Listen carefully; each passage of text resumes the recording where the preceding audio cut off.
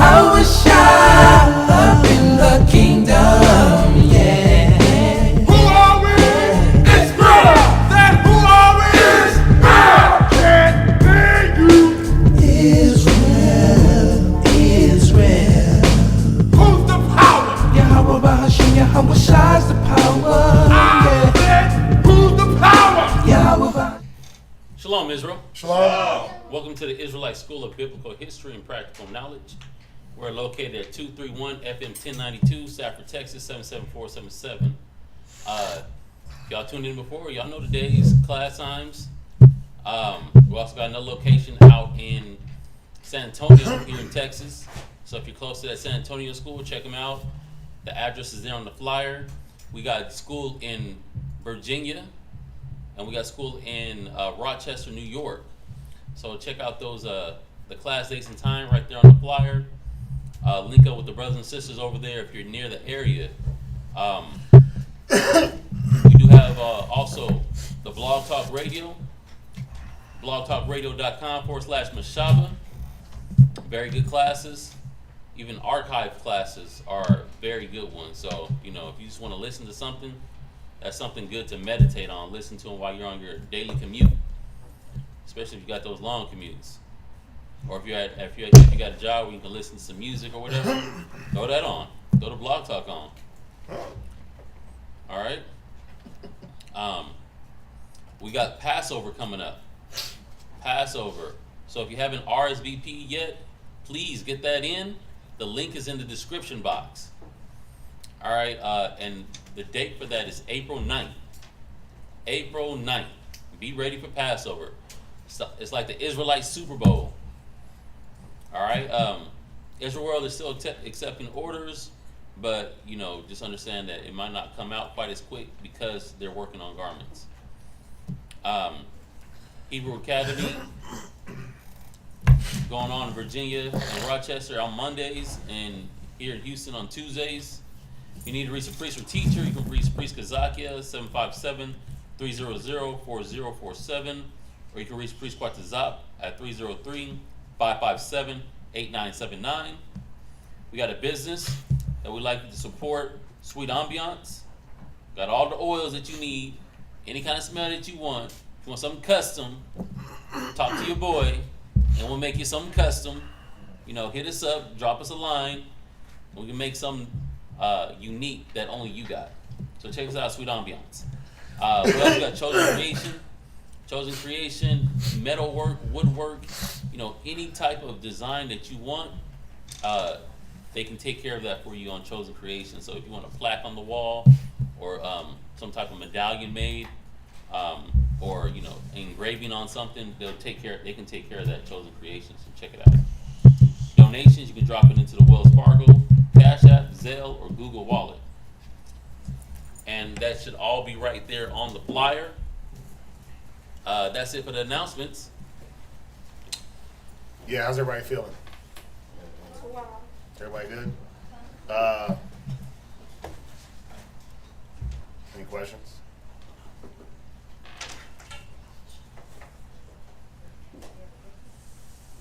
Any questions? Well, I know there's a question. I know there was a question. What's your question? It's a good question. So there is a question. Okay, what's your question?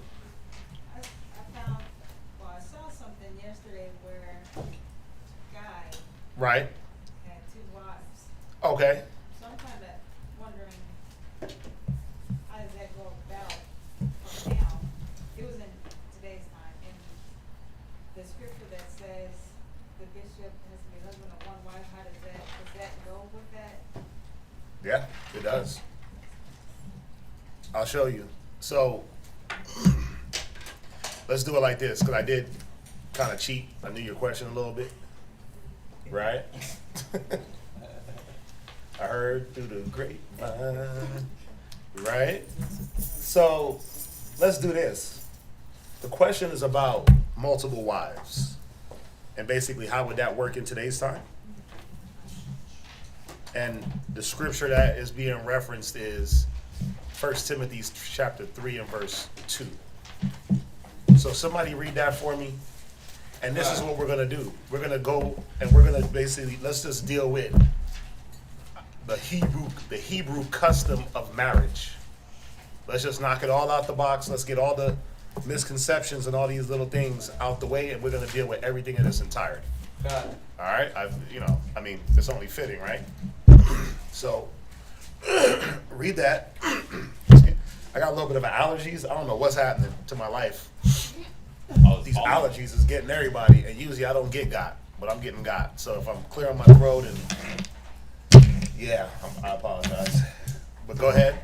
1 Timothy chapter 3, verse 2. Right. A bishop then must be blameless, Go ahead. the husband of one wife. Right, and a lot of people read this, and they automatically go and say, well, look, see, the multiple wife custom is non-existent because of this scripture, right? Because y'all do know that a lot of men in the scriptures had multiple wives, right? Do you guys believe that it's lawful to have more than one wife? Or let me rephrase that. Is it a sin for a man to have more than one wife? Who thinks it's a sin? Hand up. Right? Who thinks it's a sin? Not a sin? Hand up. Right. So it's not a sin, or else all the great men of the Bible would have been counted as sinners. Right? Solomon, David, and many other men. Remember, the entire 12 tribes came from one man having what? Multiple wives. Right? He had more than two. Nope. Tribes came from 4 women. Remember, Rachel and Leah had handmaidens each. Right? So, without that concept of multiple wives, we wouldn't even be here as a nation. Right? So let's go through it real quick. Let's just go through the custom of marriage, and let's just see how we went about our marriages in our tradition, in our custom, with the guidelines of the law. First thing I want to start with, go to Hebrews chapter 13, and what is it, 6? Hebrews chapter 13 and 4. The book of Hebrews chapter 13, verse 4. Go ahead.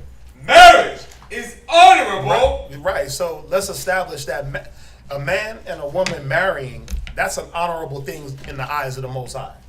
Right? He looks at marriage as an honorable thing. There's many scriptures where the Most High relates us to his bride.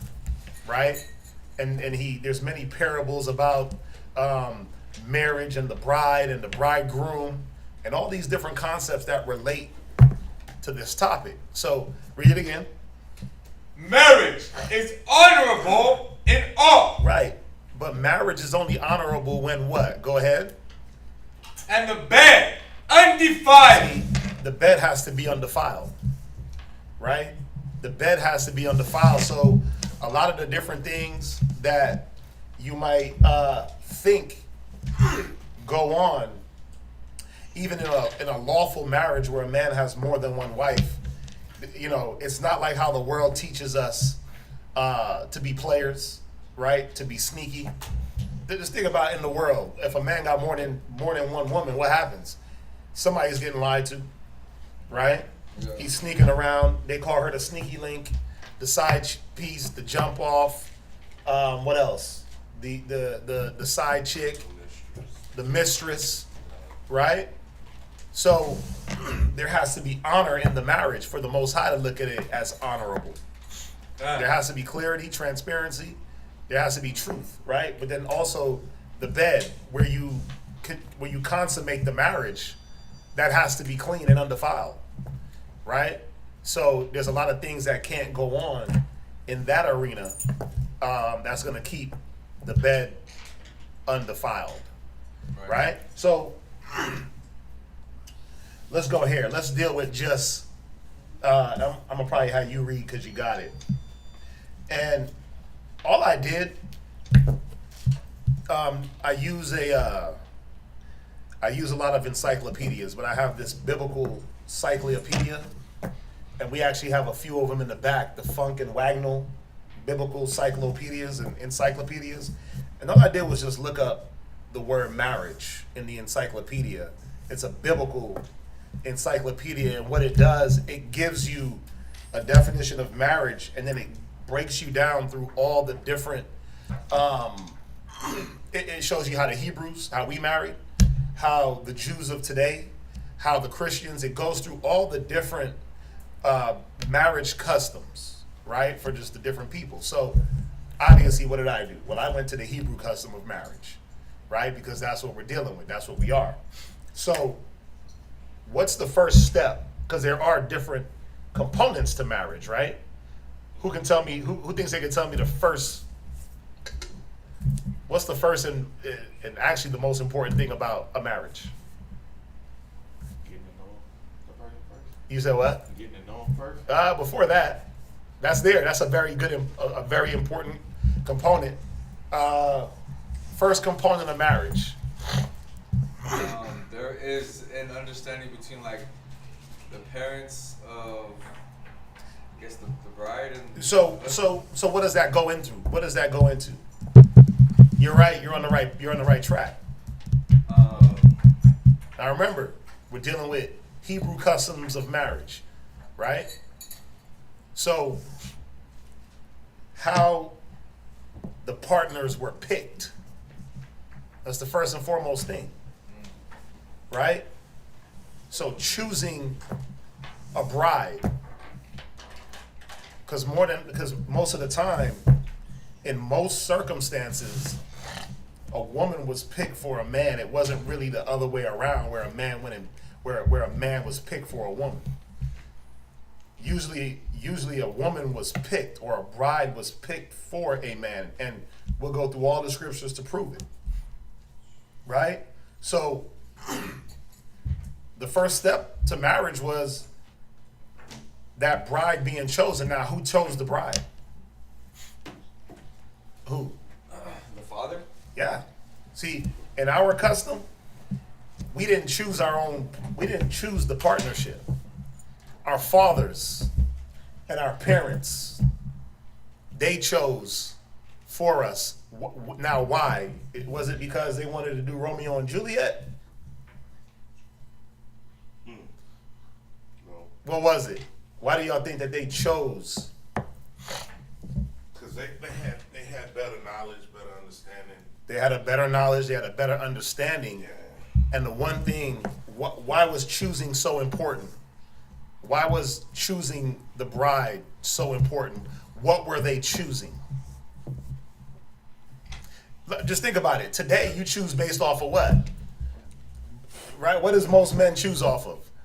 Looks, breast size, butt size, and you know what I'm saying, or you know, other things. But is it really based off of character? Well, nah. That's why a lot of relationships fail. Yeah. Is it off of integrity and morals? Well, nah, because this world ain't got no morals. They're not teaching their children to have morals and standards, right? So, in our custom, we chose for our sons the best bride possible based off of a few different circumstances, but we chose based off of keeping the blood and the righteousness pure, right? So go ahead, read where we at, choosing a bride. I want you to read this real quick. Okay. Choosing a bride. Right? The mode of selecting a bride, betrothal, and marriage price. Right. Limiting. What is it? Basically, it's Imitating. Right. Imitating the example of the Father of the universe. Right. Now, don't just be careful. How, be careful. Don't worry too much of how this is talking.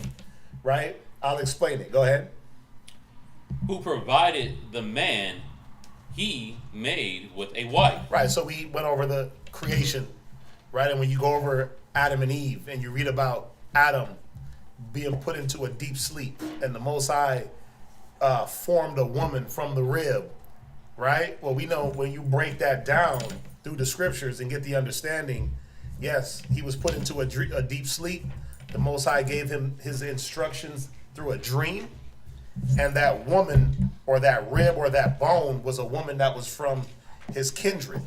And that woman was brought to Adam, right? Now think about that. The first documented marriage, Adam didn't go out looking for no woman. Right? Or did he? We talked about it. Adam was on his purpose. He was busy. He was naming all the fish and naming all the animals. And the Alahayim, right? The angels, they saw that he needed a wife. And they did the steps and brought that woman to him. Y'all see this? Go ahead. Fathers from the beginning considered it both their duty and prerogative to find or select wives for their sons. Right. This was the prerogative of the fathers. This was the prerogative of the parents. Go to Genesis 24 and verse 3. And all this is going to lead to your question, sis. I just thought it was fitting to go through just the custom, knock out a few birds in one stone. Read that. Genesis chapter 24, verse 3. Right? And I will make thee swear by the Lord. Right. So if you understand where we're at in Genesis, this is when Abraham made his servant swear an oath that he would not let Isaac marry women of the Canaanite nation. He made him swear an oath and sent him all the way to another land. Because why? The Canaanite women weren't going to be a good fit, right? Because of their idol worship, because of their idolatry. They weren't going to be what Abraham saw as a good fit for Isaac. So he made his servant swear. Go ahead. The God of heaven and the God of the earth. Right. That thou shalt not take a wife unto my son of the daughters of the Canaanites, Right. among whom I dwell, but thou shalt go unto my country. Do what? Go unto my country. Right. So Abraham instructed his servant to go back into his country and take a wife of his people. Go ahead. And take my kindred and take a wife unto my son Isaac. Right. So just think about it. Who did Abraham marry? Well, Abraham's wife was from his people. He didn't marry people of the land. Remember, Abraham, he was from the Ur of Chaldees, right? And we've been going through that. We went through that on Monday. That was Babylon. So Abraham didn't deal with the Babylonian women. You see that? So now we got an example of Abraham saying, look, I got to choose the right woman for my son, because the nation, the heritage, the bloodline, the righteousness, the purity, all these things are on the line, right? Let's go to Genesis 38 and 6. Let's see who else took a wife for their son. And this was just customary, man. This was common practice that the father designated who his son married. Go ahead. Genesis 38, verse 6. Go ahead. And Judah took a wife for Yeah, that's it. for Ir, Oh, forget. For his firstborn, right? was named Whose name? was Tamar. Tamar. Right. So this is letting us know that Judah, right? This is talking about Judah. He went and he took a wife for his son, whose name was Tamar. So he picked out this woman based on whatever characteristics he saw in her that were going to promote his lineage, because that's what we wanted. Remember, you're the grandpa, you're the dad, and you're saying, wait a minute, how are my grandchildren going to turn out? Remember, the children's education for the first few years was based on that woman being there to nurture, to guide, to instill in the children the heritage, the language, the custom. Dad was busy doing his work, and all he really did was he laid down the rules, right? Women are ministers of heritage and custom, and men are ministers of what? Discipline and rule. It's just how it is. That's the balance. Genesis 28 and verse 1. So I'm going through all these different stories. That way we have some biblical reference to lean back on. Genesis 28 and verse 1. Genesis chapter 28, verse 1. Let's see who else did this. Go ahead. And Isaac called Jacob and blessed him and charged him and said unto him, Right. Thou shalt not take a wife of the daughters of Canaan. Right. So you see, the same thing Abraham did with Isaac, Isaac did with his son. Because remember, we're in the land of Canaan. But what are we looking at? We're looking at the Canaanites be animals. We're looking at them be beasts. We're looking at them idol worship. We're looking at them sacrifice to other gods. And what are the righteous men saying? I don't want no dealings with that. I don't want to be involved. I don't want that to be a part of my lineage. I don't want to stain my heritage with these Canaanite women, right? Just like how we should be looking and saying, man, think about it. I got daughters. I got sons. I don't want my sons and daughters marrying people out in the world. Can two walk together? At least they be in agreement. Right? They in here learning their nationality, their heritage, who they are, and then they're going to go mingle with somebody that doesn't care. How is that going to work? So think about it. All those that have kids, you got some heavy thinking at some point in life. And you should be, having certain conversations with your son and daughters, obviously, when they hit, certain ages, and reminding them that they don't want to be dealing with those issues out there in the world if they're trying to be about the truth. They want to try to find themselves a person that's on the same thinking as they are. Righteousness, right? That's what our forefathers did. Jump down, or read verse 2.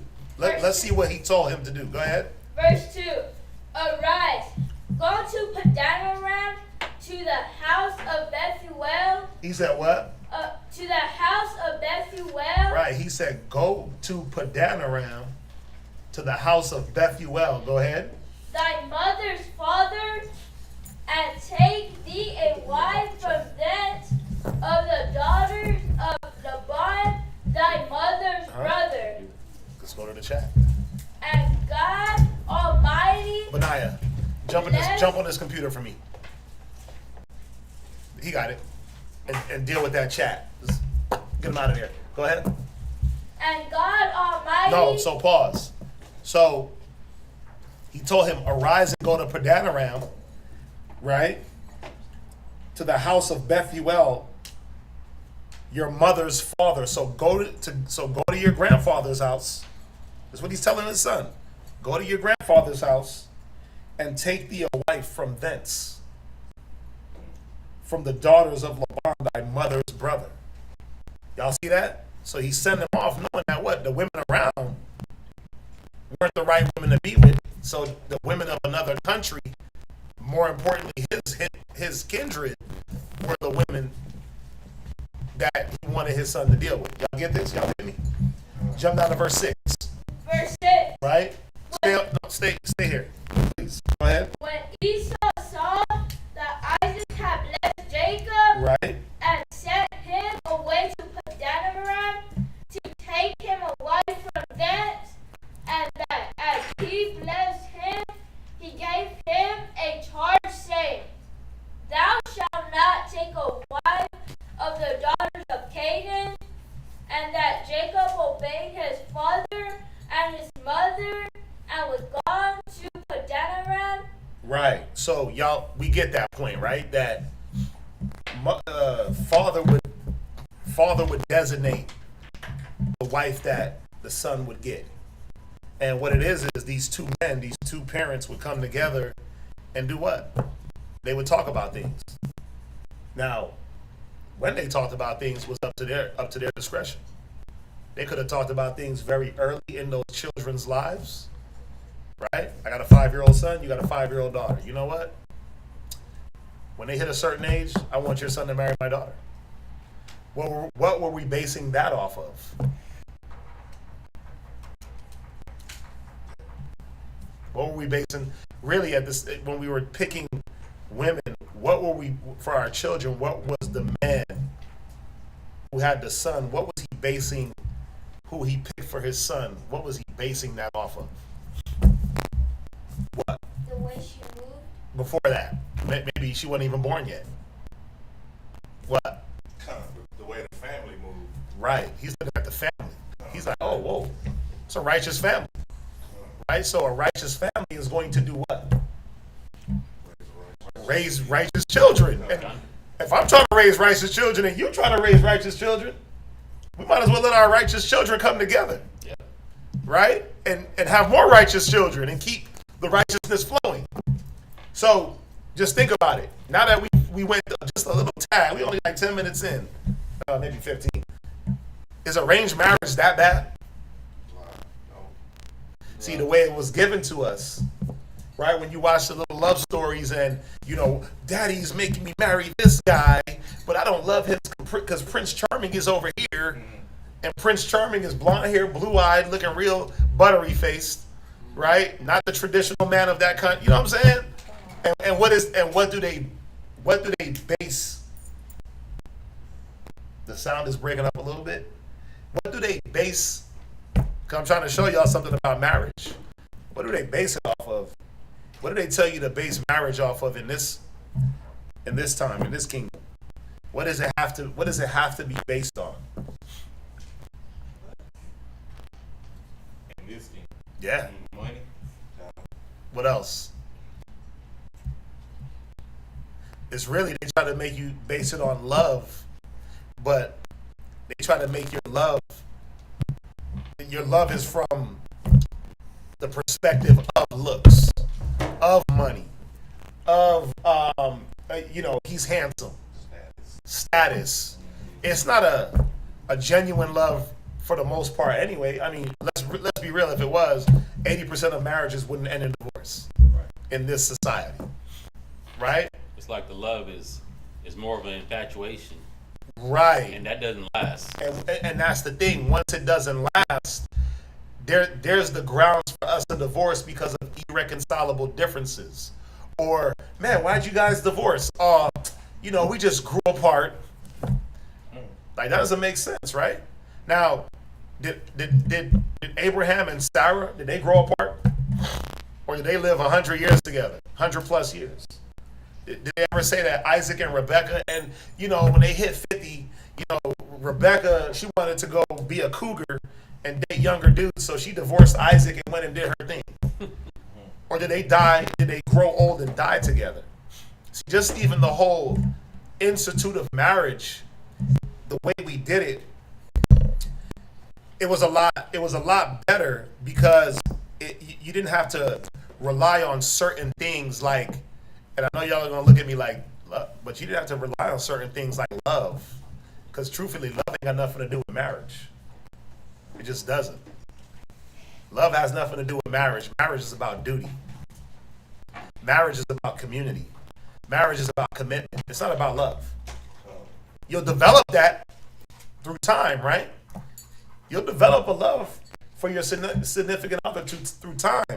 But when I say love has nothing to do with marriage, meaning that can't be the basis, because what happens when the love goes cold? What happens when the love runs out? What happens when we don't know how to manufacture that love? What do we always have to go back to? Duty, commitment, community. Right? Think about you see it all the time, man. Esau. They'll be married for 50 years. The whole time, the dude, he been cheating on his woman, right, with little boys, right, because he's a pedophile. Yeah. And the wife knows it. But how come she don't leave? Because of duty, because of commitment, because keeping up appearances. Well, we got kids that we are still raising, so you know what?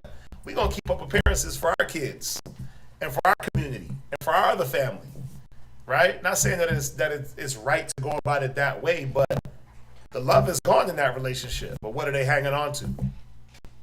What are they hanging on to? The commitment, the duty, right? We have to show our children the example, and they'll bury all the negative, right? They'll put it all in their little scandal bag, and they'll act as if there's love. They'll act as if they're still with each other. But really, it's just about commitment and duty. That's it. That's what it boils down to at the end of the day. So, because just think about it. If I bring a wife to my son and he don't know her, where's the love? Wouldn't that have to be developed through time anyway? But where does that get developed? In the next stages, right? And how do we know that the way we did it back then is better than the way we do it now? Because you'll hop on Snapchat, he'd be like, yo, what up? Right? He hit you with the yo, what up? And you're like, and then all of a sudden y'all texting back and forth and then you're in love. The relationship lasts 2 weeks. He already laid with you. He did all these different things. He used you. He abused you. He took your money, and vice versa, because the women do it to the men, right? And then you have a bunch of scarred people. A lot of our people got PTSD from relationships and going through all these negatives, breakups. You know how much a breakup puts on a person's psyche? Because a breakup is not something that you're supposed to go through every 6 months. Don't y'all get it? We didn't break up every other year. We didn't break up to make up. That's all we do. We didn't do that, right? That wasn't the thing that kept the relationship going. We didn't feed off of that negative energy. Why you keep breaking up with her, man? It keeps the relationship fun. Nah, we had other ways to do that. Keep it interesting. It keeps it interesting. No, that's how you destroy somebody's psyche. That's how you destroy your own psyche, right? So there's a lot of things that we do in today's society that they're damaging and they're detrimental to the health of a relationship, of a marriage. Y'all with me? Right. So what happens if there's no father around? Well, in the absence of a father, the mother would find a suitable mate, a suitable wife. Who was it? Abraham sent away Ishmael. Ishmael needed a wife. Con. Mom went and found him one. Go there. Go to Genesis 21 and verse 21. Genesis 20. Huh? Yeah, please. Yeah. You in there, right? Let's get it. If the sound is breaking up, let me know. I'll turn my voice down. Read that. Genesis 21 and 21. Genesis chapter 21, verse 21. Go ahead. And he dwelt in the wilderness of Paran. Right. And his mother took him a wife out of the land of Egypt. Right. And this was talking about Ishmael and Hagar.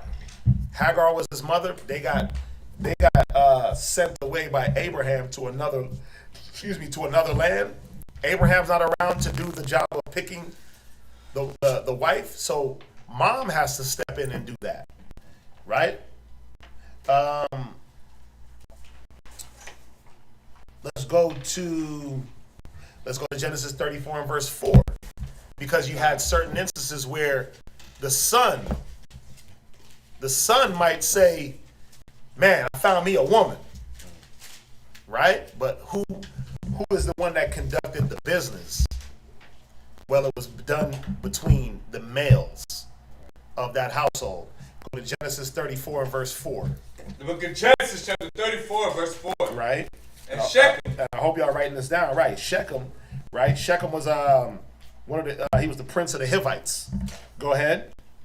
And Shechem spake unto his father Hamor. Well, Shechem was the king of the Hivites, and Hamor was his son. Go ahead. Saying, give me this damsel to wife. Right, because he wanted to marry Dinah, Jacob's daughter. We know he went through before he did all this, and he raped her. Yep. Right? He took her by force. Then he goes to his dad like, go ahead and get me her. I want to marry her. I want to go through the ceremonial practices and make her my wife. Jump down to verse 8. Verse 8. And Hamor communed with them, saying, the soul of my son Shechem longeth for your daughter.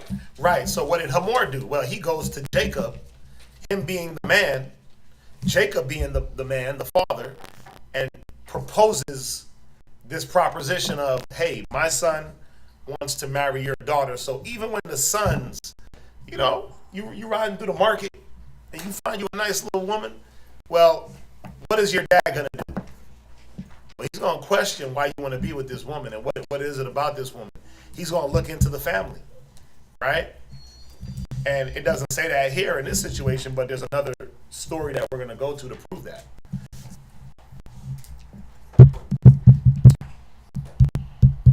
Now, go to Genesis 26. Because when the son took it upon himself to find his own wife, these are where the mistakes start to happen. Come. This is where now you start to put in jeopardy the posterity of your heritage, the bloodline, the righteousness. And the parents didn't look too kindly on this. And who did it? Good old Esau, right? Yes, sir. Good old Esau, man. The old unfaithful, right? So go to Genesis 26 and 34. Genesis chapter 26, verse 34. Now I'm going to also show you something about marriage. Read. And Esau was 40 years old. Wait, Esau was how old? 40 years old. 17? 40 years 20, old. 25? 40 years old. Go ahead. When he took his wife Judith, the daughter of Beri, the Hittite, and Bathsheba, the daughter of Elon, the Hittite, which were a grief of mine unto Isaac and Rebekah. Right, so just even right here in this one scripture, there's 3 points. What's that? Did you ever hear that? No. Oh, there's 3 points in this one scripture. First and foremost, it said that Esau was 40 years old. This is the first time he's taken a wife, and he's 40 years old. Because 40 years old wasn't what 40 years old is today. 40 years old, you were just coming in, really into that manhood. You were just coming into that stride. You were just really, learning. So think about it. If at 40 years old a man is marrying, where is he at up until 40? Nah, he ain't playing the field. Lie. No, that's the thing. We're not playing the field. What we are, we're at home. Probably working the field. He probably working that field, yeah. But we're at home learning from our fathers up until the age of 40. Right? Our education went all the way until we left out of our father's house. But we weren't quick. Oh, I'm 18. I'm a grown man, dog. I'm out. To do what? Now I'm gonna show y'all something. I left home at 16. I was back at 25. Why? Because all the mistakes I made, man, life was piling on me. Right? And I'm like, man, I gotta go get a life raft. Right? So I ran right back to mom's house. All right. And I had to do what? I had to look at my past mistakes and learn and say, okay, did this wrong, made this mistake, didn't do this, didn't know about bills and credit and this and that, right? And those are some hard lessons to learn on the fly. But imagine if you're in your father's house and you're watching him carry out that business, or he's letting you. It's like what you do with your son. You teach him certain things while he's with you, right? Because isn't it better for him to learn now than to learn on his own? Right. A lot of men don't have that opportunity now, but we had those opportunities back then, where we weren't so quick to run off. We weren't so quick to run. Oh, I'm about to go get my own crib. I'm about to go do it. Nah. With what? With what money? With what education? Because really, you weren't really established until your father passed away anyway, and you got your inheritance, or until he gave you that inheritance or gave you that blessing. That didn't happen when you were 21 or 18. Isaac, when he married Rebekah, he was 40 years old. That was his first wife. So think about this. If Esau's 40 and he got his first wife at 40, who else got his first wife at 40? Wasn't it Jacob? Isaac, but also Jacob. Remember, they're twins. So we weren't just in a rush, and we weren't playing the field either. Like, oh, look at her. Let me go lay down with her. Let me knock her down. Let me betroth her for a little bit. Oh no, how do they do it now? Oh, we just talking. Yeah. You got a boyfriend? Nah, we just talking. Y'all know what talking means in this society, right? Casual sex without commitment. Yeah, basically, we just talking. Because it's more than just talking. Friends with benefits, right? But we didn't do that back in our time. There was no, oh, we just talking. You dealt with a woman dealt with a man, and I was the only man she dealt with. And we're going to get to that point. We're going to get to that part. You didn't have 15 cats on your Instagram, and you on an Instagram streak or Snapchat streak, right? And you talking, you gassing up all these different guys. That wasn't happening. There's somebody at the door. I keep looking at the doors. Oh. That's all you need. You need that double hit, man. You need that double blessing. Right? Where we at? Verse 34 and 8. Right, so we read 34, 26, we read 26 and 34, right? That Esau was 40 years old when he took to wife Judith, the daughter of Beri, the Hittite, and Beshemath, the daughter of Elon, the Hittite. So he took two wives. He took two wives at the same time. Now, not at the same time, but he married two women in a time frame. Y'all see that? So that right there is showing the two wives. He did it. But the women that he chose, read verse 35 again. Verse 35. Uh-huh.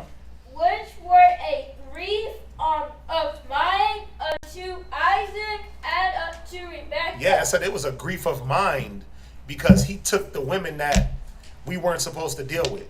He took women where their families were idol worshipers. So then what's that going to introduce to the children?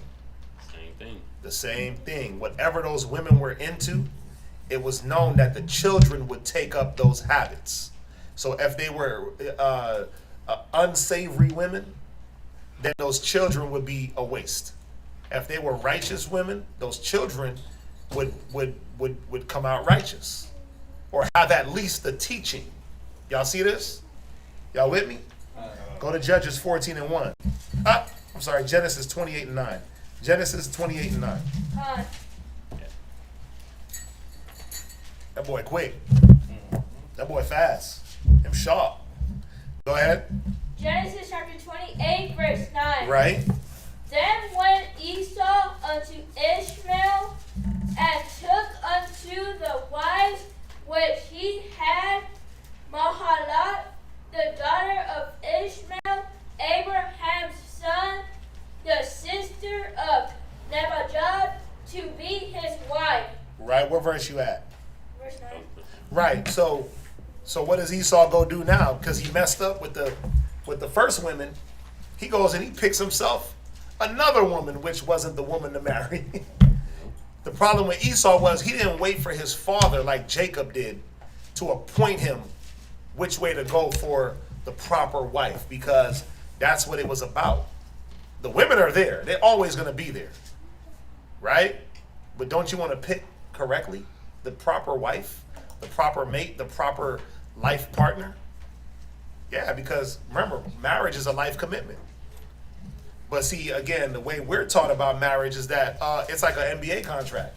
Sign for 5 years and then get traded to the next team. Oh, I don't like it. I don't like this team. I don't like this situation. I'm up. And while you still married over here, you over here, they call it monkey branching. You hold on to one man while you jumping over to the next man. Yep. That's what's taught in this society. We didn't roll like that. Go to Judges 14 and 1. But you know, another thing is, Uh-huh. just think about the whole mindset. You're trying to save your children heartache. Con. And then, okay, they get in this relationship with some knucklehead boy, some knucklehead girl, and you got to sit back and watch them go through all their trouble. And then they come back, hey, Dad, this. Right, this. and it's like, dude, I told you so. Right. Why'd you? Well, man, because, you know, she was fine, man. You know, she was fine, and, you know, she cooked eggs the way I liked them. God. Okay. So what? You could have found a wife that was you could have found a wife that was beautiful, and that you could have taught to cook eggs the way you want them. Right. But you went and got this rebellious woman. Always having an attitude, throwing her nose up, huffing and puffing when she don't get her way. You know, and that irks the parent. They're like, dang, like my child is in this entanglement. Like he's stuck in this. And it's like, what's gonna happen to the kids when they come? What are they gonna learn? Con. If the woman is the administrator of education and nurture, but this woman is not nurturing, ooh, you got you a problem. Right? This woman is not a well, you know, I'm not a nurturer by nature. What? That's in your nature, sis. Well, no, you ain't got no nurture because nobody sat down and nurtured you. Your mom and dad wasn't around. You see that? So now we just think about it, man. Just look at all the relationships that you know, and look at all the relationships they throw out there. Come on, man. Y'all see what happened with Russell Wilson? Oh my God. Oh, him. My brother Russell Wilson. This guy looks like. Listen, they went to the Grammys the other day, and Sierra showed up. Go ahead and put it up there, yes sir. Sierra showed up in a see-through mesh. Listen, all the goodies, my goodies. They were goodies for everybody's goodies. All she had on was a thong. So it's no longer just for his eyes. No, and you could tell he was standing there looking like, what have I done? Don't, if you're a Bronco fan, do not count on your team winning no time soon. Because all that man is worried about is where the next time she's going to twerk. What gas station is he going to pull up on and twerk?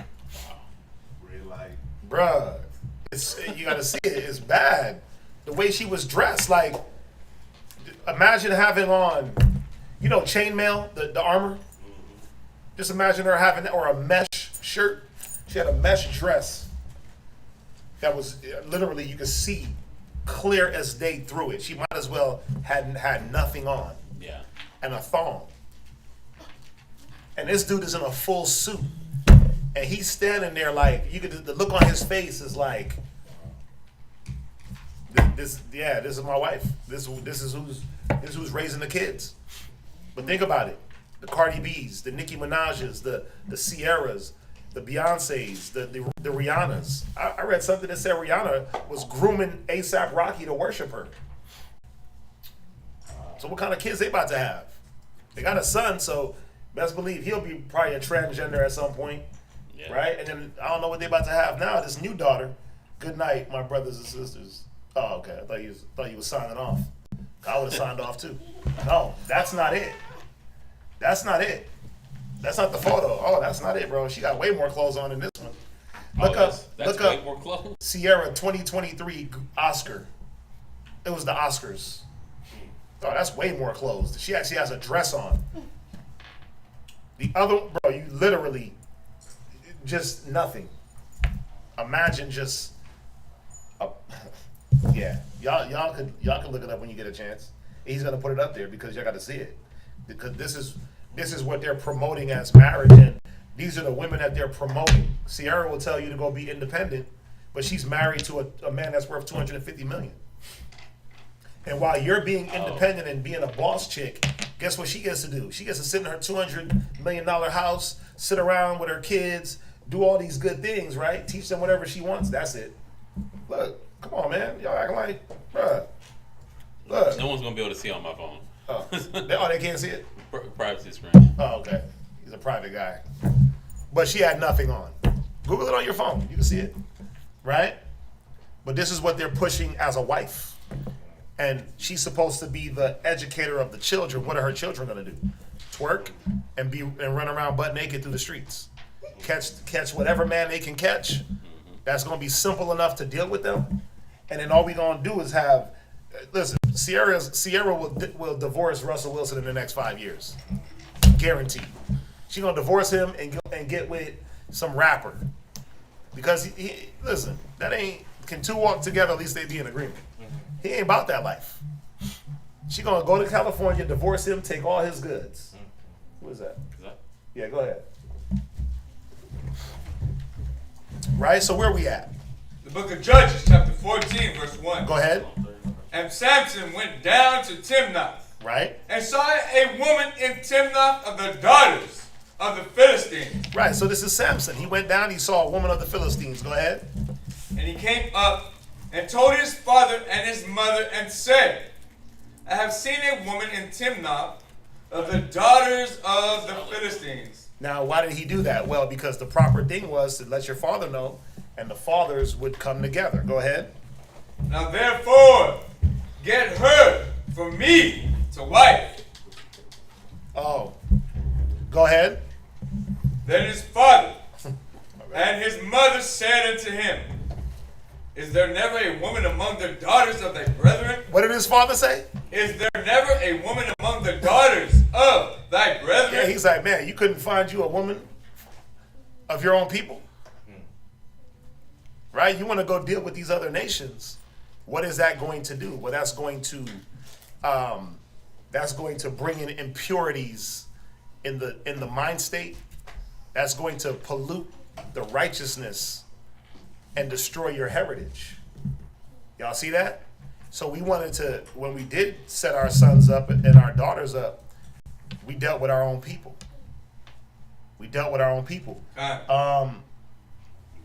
What verse are you at? Verse 3. Finish it up. Or among all my people? Right. He said, you can't find a woman amongst our people? You want to go deal with these Philistines? And if you knew what was going on with the Philistines at this time, they had us in captivity. They had us, man, fighting wars and losing. The Philistines were a constant snare unto our people. Right?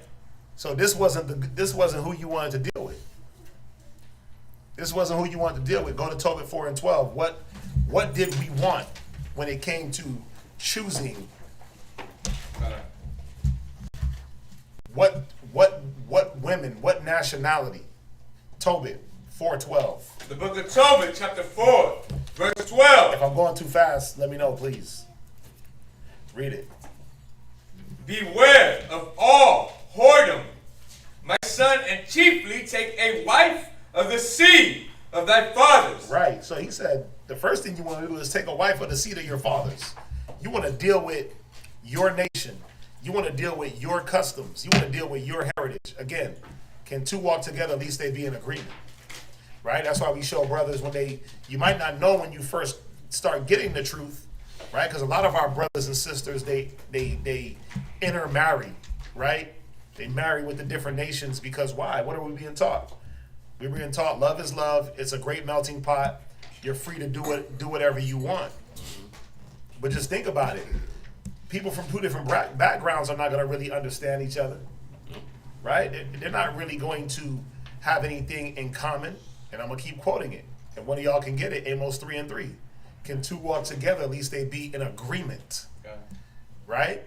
But he's showing us how to avoid whoredom, how to avoid just running through women. Well, make yourself accountable by dealing with the daughters of Zion. Because now you got something in common. Now you got something that's going to string you together. Now you have something that when times get hard, we got to be accountable to more than just ourselves, which is what? What do we got to be accountable to? It's easy. Y'all holding it. The word. We have to be accountable to the word, man, and what the word says. And that's one of the reasons why dealing with our own people. Watch. He's gonna show us. Read that. And take not. Tobit is in the Apocrypha. Yeah. It's in the Apocrypha. In the red book, what page? 38. In the red book, yeah. You got an Apocrypha? You there? Okay. Perfect. Go ahead. Tobit chapter 4 verse 12. Right. And take not a strange woman to wife. Go ahead. Which is not of thy father's tribe. Go ahead. For we are the children of the prophets. Right. We're the children of the prophets. We're supposed to be pure, holy, set apart. Go ahead. Noah, Abraham, Isaac, and Jacob. Right. Noah, Abraham, Isaac, and Jacob. Go ahead. Those were the forefathers. Read. Remember, my son, that our fathers from the beginning, even that they all married wives. They did what? Married wives. No, go ahead. Of their own kindred. No, they slept around. That they all married wives. Oh, they ran around and they was knocking down chicks just for fun? Married wives. All these men took wives.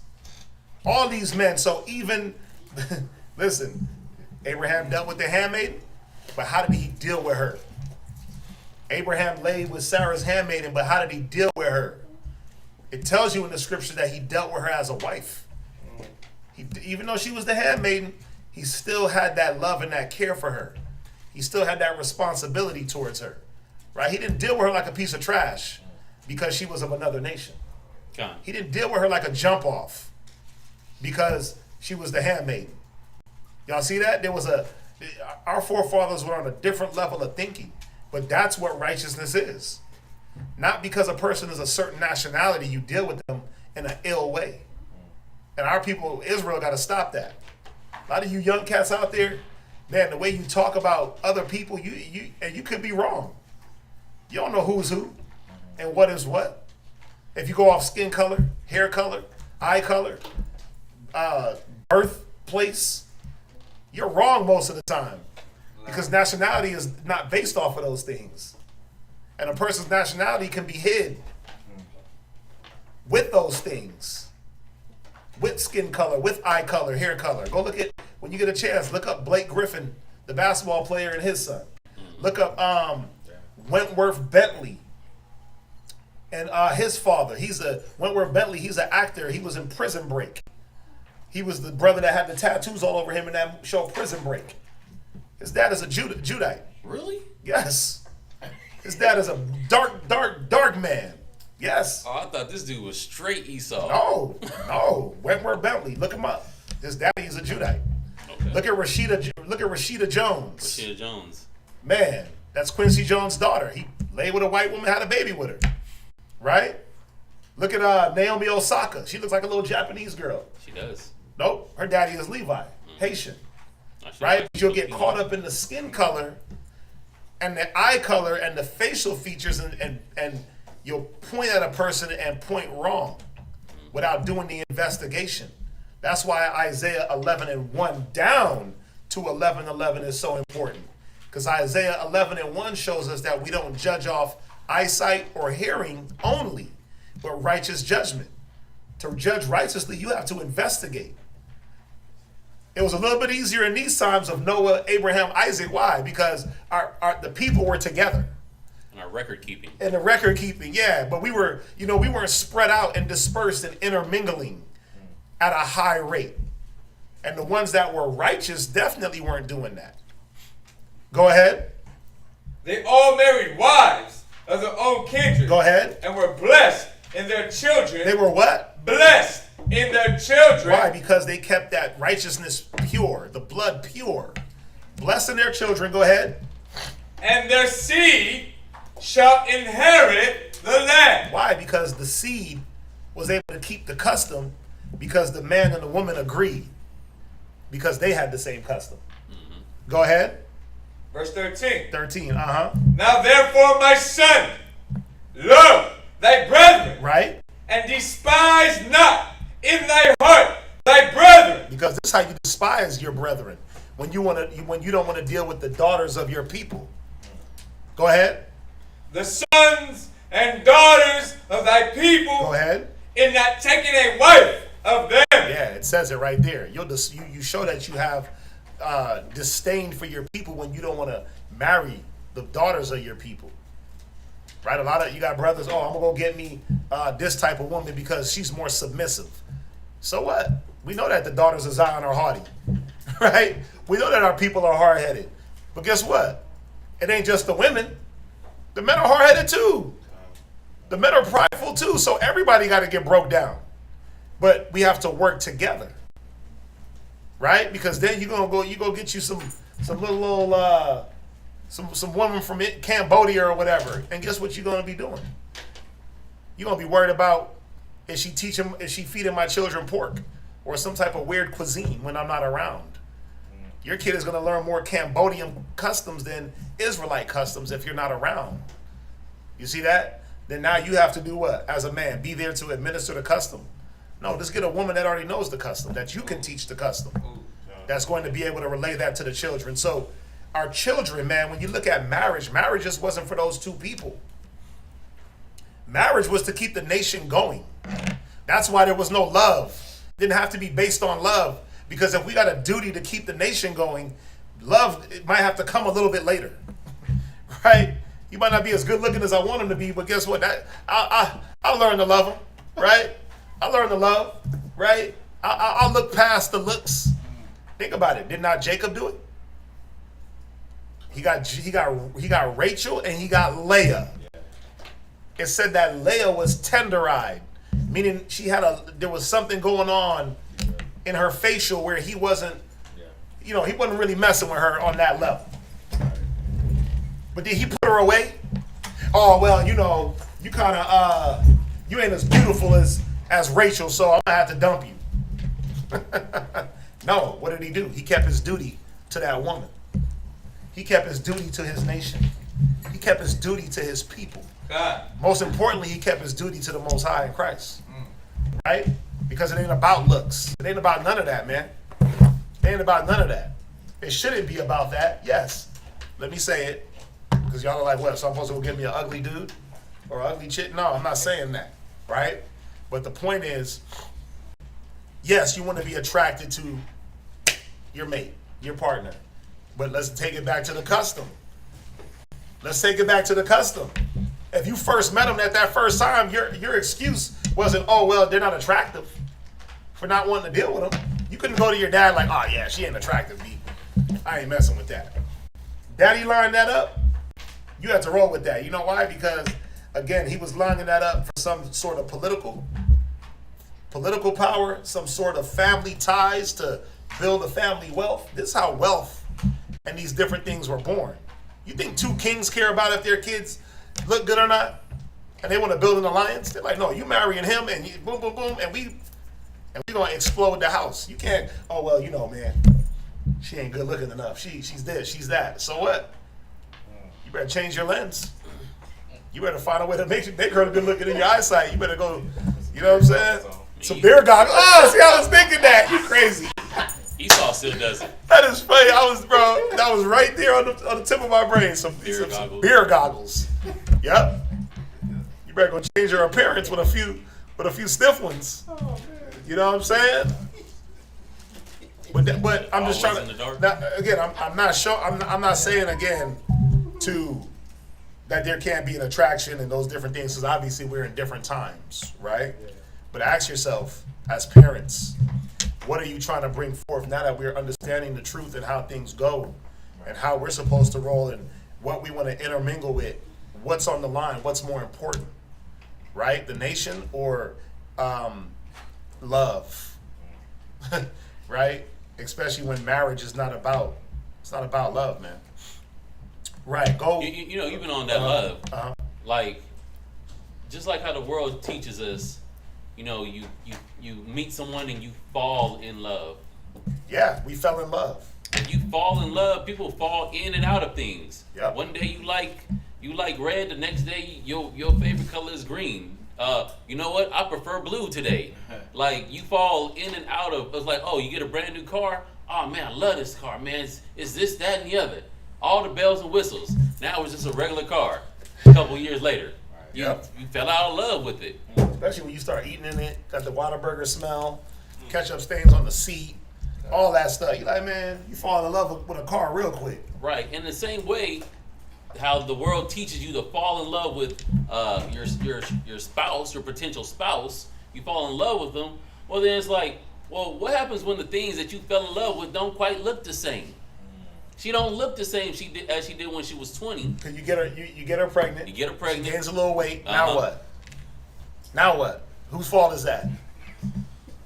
Well, it's her fault. She needs to work out. Well, you shouldn't have got her pregnant. Because baby weight is almost guaranteed with a lot of women, right? Because things do change. Maturity, age changes things.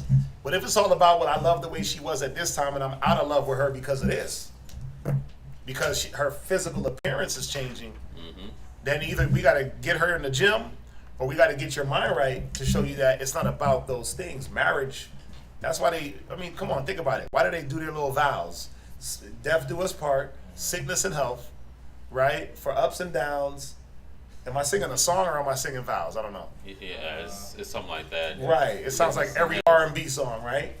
But think about it. They push that out and then nobody holds to it. No one. Nobody holds to it. Most people, statistics show. 80% don't hold to it. 80% of marriage ends in divorce. Or 50% of marriage ends in divorce, 80% of black households are unmarried. 80% of divorce is initiated by the woman. Because I fell out of love with him. If it's contingent on the love only, then guess what? It's easy to see why things go for a moment, then they end. Right? I want you to read this part. I want you to read this part. He's going to read. And remember, all I did, I went to the McClintock. You can go online and look this up. The McClintock Biblical Encyclopedia. And I looked up marriage. I looked up dowry. I looked up betrothal. Right? And usually when you look up marriage, it leads you to all these different points. And all I did was just add the scripture, plug the scriptures in where they fit. You see where I'm at? Yeah. Go ahead, read that for me. The proposals were generally made by the parents of the young man. Right. So the men of the young men of the parents made the proposal to the woman. So I'm gonna show y'all something, and I want you guys to. Hopefully, you guys are storing up this information and really letting all the biblical stories, especially the biggest biblical story, the biggest biblical misconception, right, applies to this. We're gonna talk about it. Go ahead. Except when there was a difference of rank. Right. In such a case, the negotiations proceeded from the father of the maiden. Go ahead. And when accepted by the parents on both sides, sometimes also consulting the opinion of the adult brothers Right. of the maiden, Uh-huh. the matter was considered as settled without requiring the consent of the bride. Right. So it's going to show us. Watch. Read on. The case of Rebekah forms no exception to this general practice. Right, because if you understand the story of Rebekah and Isaac, Abraham sent his servant back to his land with the signets and the bracelets and the camels, and he basically said, whatever woman goes to this well and does this and that, she's going to be the wife for my son. When she went in, when she brought him back to the house, the agreement was set. It was set. It was set in stone. What was now being talked about was how long it was going to take her for her to leave and go with the servant. Because he's like, well, let's leave now. Her family was like, give her 10 days. But the point was, once this contract was set and the men agreed, that was it. There was no taking it back. Y'all see that? So it wasn't about what the children wanted. It wasn't about what the children wanted. Y'all see that? Go and get you a wife in Padanaram. Okay, cool. Go to my father's house. Go to your mother's father's house and get you a wife from his family. It don't matter which one. We'll get you one. And that was that. When Jacob agreed for Leah and for Rachel, boom, that was it. He couldn't take that back. He couldn't do, you know what, psych. Nah, ain't no takebacks. There's no takebacks. Y'all see that? So let's deal with the dowry. The dowry, right? There was a dowry that was given once as part of the contract. There were things that were exchanged because when this man took this woman, he was literally taking the help away from that father. So that had to be a recompense, right? So dowry, you can read it.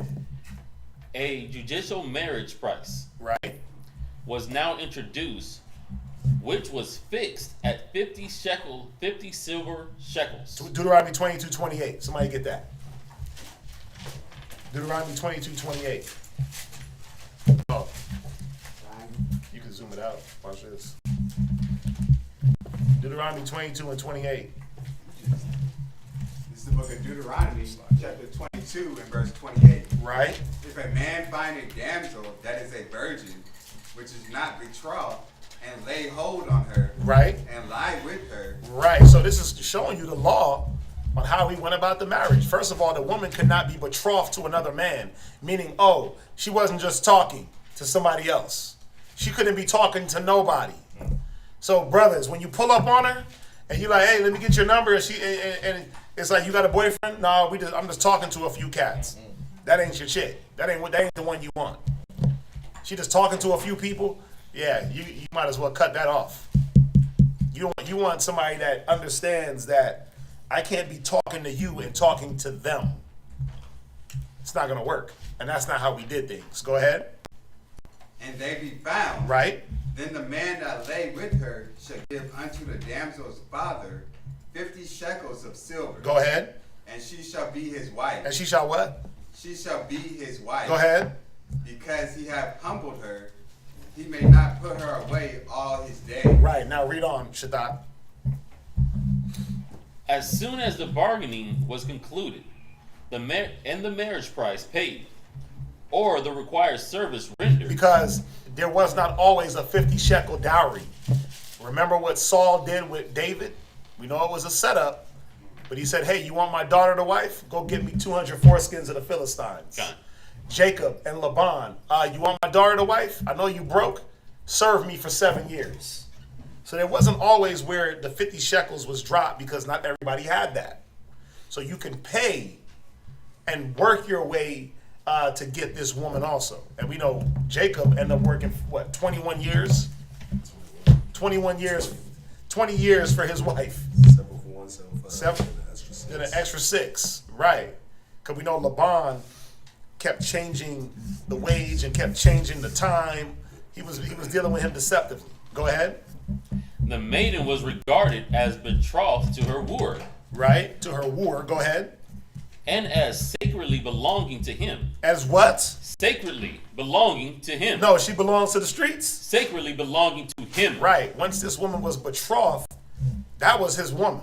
Nobody could come in and betroth her too. Like how many times? Like, oh, you betrothed to two people?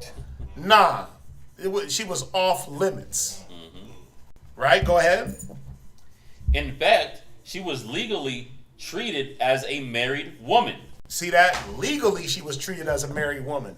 So she was no longer, just a single girl that, guys could kind of vie for or look at or this. It was like, oh, she's talking to such and such. We got to let that play itself out.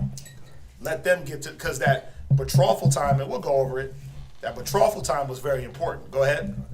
She could not be separated from her intended husband without a bill of divorce. So that took a bill of divorce, writing a bill of divorce, and there had to be circumstance. And what would be the circumstance of a man saying, I don't want to go through with this marriage? What was he looking at in this woman during the betrothal? What was he looking for? Come on. We were talking about it at the whole beginning of the class. What was he looking for? Go to Ecclesiasticus 25. Go to Ecclesiasticus in the Apocrypha 25. Right? Is it 25 or 26? 25 and 25. No, 26. 26 and verse 14. God. The book of Ecclesiastes, chapter 26. Verse 13. And verse 13. Go ahead. The grace. The what? The grace. The what? The grace. He was looking to see if she had what? The grace. He was looking to see if she was a graceful woman. If she carried herself with grace and with dignity and with respect. Go ahead. The grace of a wife delighted her husband. Go ahead. And her discretion. And her what? Her discretion. He was seeing what? Her discretion. He wanted to see if she was discreet. If she had a level of discretion, he could tell her something and she wasn't going to run back and tell the homegirls. Mm-hmm. Right? He can give her a little bit of knowledge and she wasn't going to go and be indiscretion and speak things that she shouldn't be speaking. So he was checking for all these things within that betrothal period. We wasn't just getting with women just because we wanted to. See, but the discretion, if you weren't able to, well, first of all, the discretion lied with the parents. If I'm looking at this man and I'm saying, man, he's a discreet man. His wife is graceful. He's a graceful brother. He's moving a certain way. Obviously, his kids got to be a certain way. So I'm already looking at that through the parents. But then now the son, the two children, the son, he gets to look at this woman and say, yeah, she does meet the standard. Go ahead, read on. Will fatten his bones. Go ahead. A silent and loving woman. Wait, he was looking for what else? A silent and loving woman. 36, 24, 36. A silent and loving woman. Yeah, he wasn't looking at cup size. And BBL. Her BBL? A silent and loving woman. And now where it says silent and loving, it doesn't mean that she was a dumb, deaf mute. What it meant was that her discretion, she knew when to speak. She knew when to interject. She wasn't just challenging him in front of the whole congregation. You know how some of you ribs do? You know how some ribs do? You be sitting there giving her orders and then she just challenged you right in front of the brothers? Like that, like you ain't gonna, you could have waited till we got home for that one. Right? You could have did that in the discretion of our own home. Yeah, don't hit the table, my bad. Right? You could have did that in the discretion of your own home. But you got sisters, they'll no discretion, right in front of the whole congregation, and make themselves look like a woman without grace. So the silence wasn't that she didn't speak, it's that she knew when to speak, her tone, right? The things that came out of her mouth. Hold that. Go to Proverbs 31 real quick. Proverbs 31, where it says the law of kindness is in her tongue. What was that, 31, 22? I'm just freestyling right now. But as I freestyle, they come into my brain. Proverbs chapter 31, verse 26. Read it. She openeth her mouth with wisdom. See, when she does speak, it's wisdom, right? A wise man or woman heareth a wise word and addeth thereunto. So she's listening for her husband's wisdom. But the whole time, this is what this man is checking for in a betrothal. Wait a minute, is she a wise woman?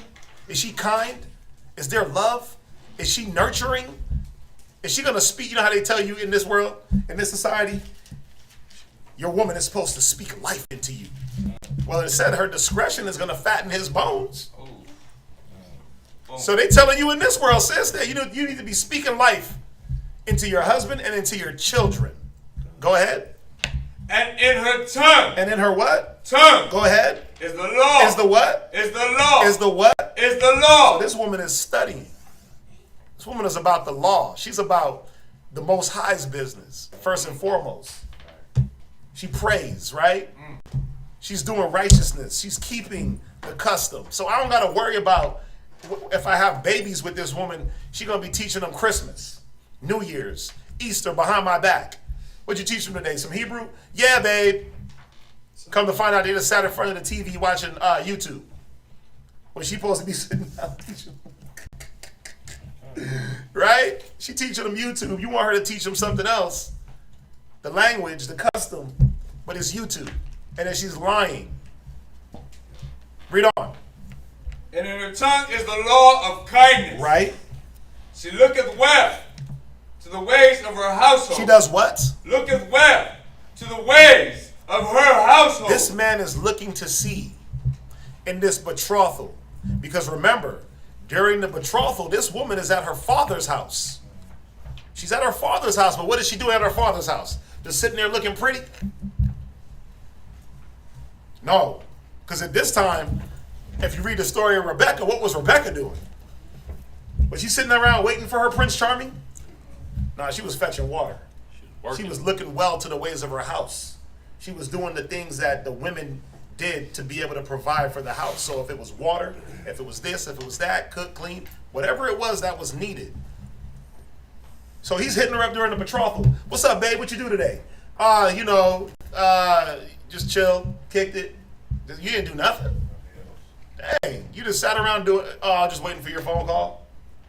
That's it? What about the household? What about the chores? I just got my nails done, so right. So I can't touch no dishes. Right? I just got my nails did it, and they so pointy and long, and then my eyelashes are so big I can't see anyway. Right? That's what he's checking for. Wait a minute, is she about her household? Because all a woman did was transfer the way she was at home with her father to where she was going to be with her husband. This is what this man was looking for. Is she a suitable wife? Is she about the household, the children? Is she about me? Is she going to be about me? Is she going to be about me? Go ahead. And eateth not the bread of idleness. Yeah, is she lazy? I'm not lazy. I don't want a lazy chick. Is she idle? Does she have too much time on her hands? Go ahead. her children arise up. Right, so if he does see these things, go back to Ecclesiastes 26 and 14. A silent and loving woman is a gift of the Lord. Go ahead. And there is nothing so much worth as a mind well instructed. So if she is slothful, if she is lacking, guess what he's trying to do? Well, let me instruct you on how to not be slothful no more. He's trying to see if he gives her instruction, is she going to move towards his instruction? Or is she going to blow him off? Because, we just talking. He's looking to see how serious is she about this, undertaking of this marriage, this next endeavor. These are all the things that he's vetting. The scriptures say, prove a friend. Be not hasty to credit anybody. You get with her 1 week, that's your wifey. What? She's wifey in 1 week? Wow. That's crazy. That's crazy because I love at first sight. she ain't moving like, love it. Come on, man. She ain't moving like wifey. Wife don't mean you're a woman. Husband don't mean you're a man. They're jobs. You got to dress the part. You got to look the part. You got to do the part.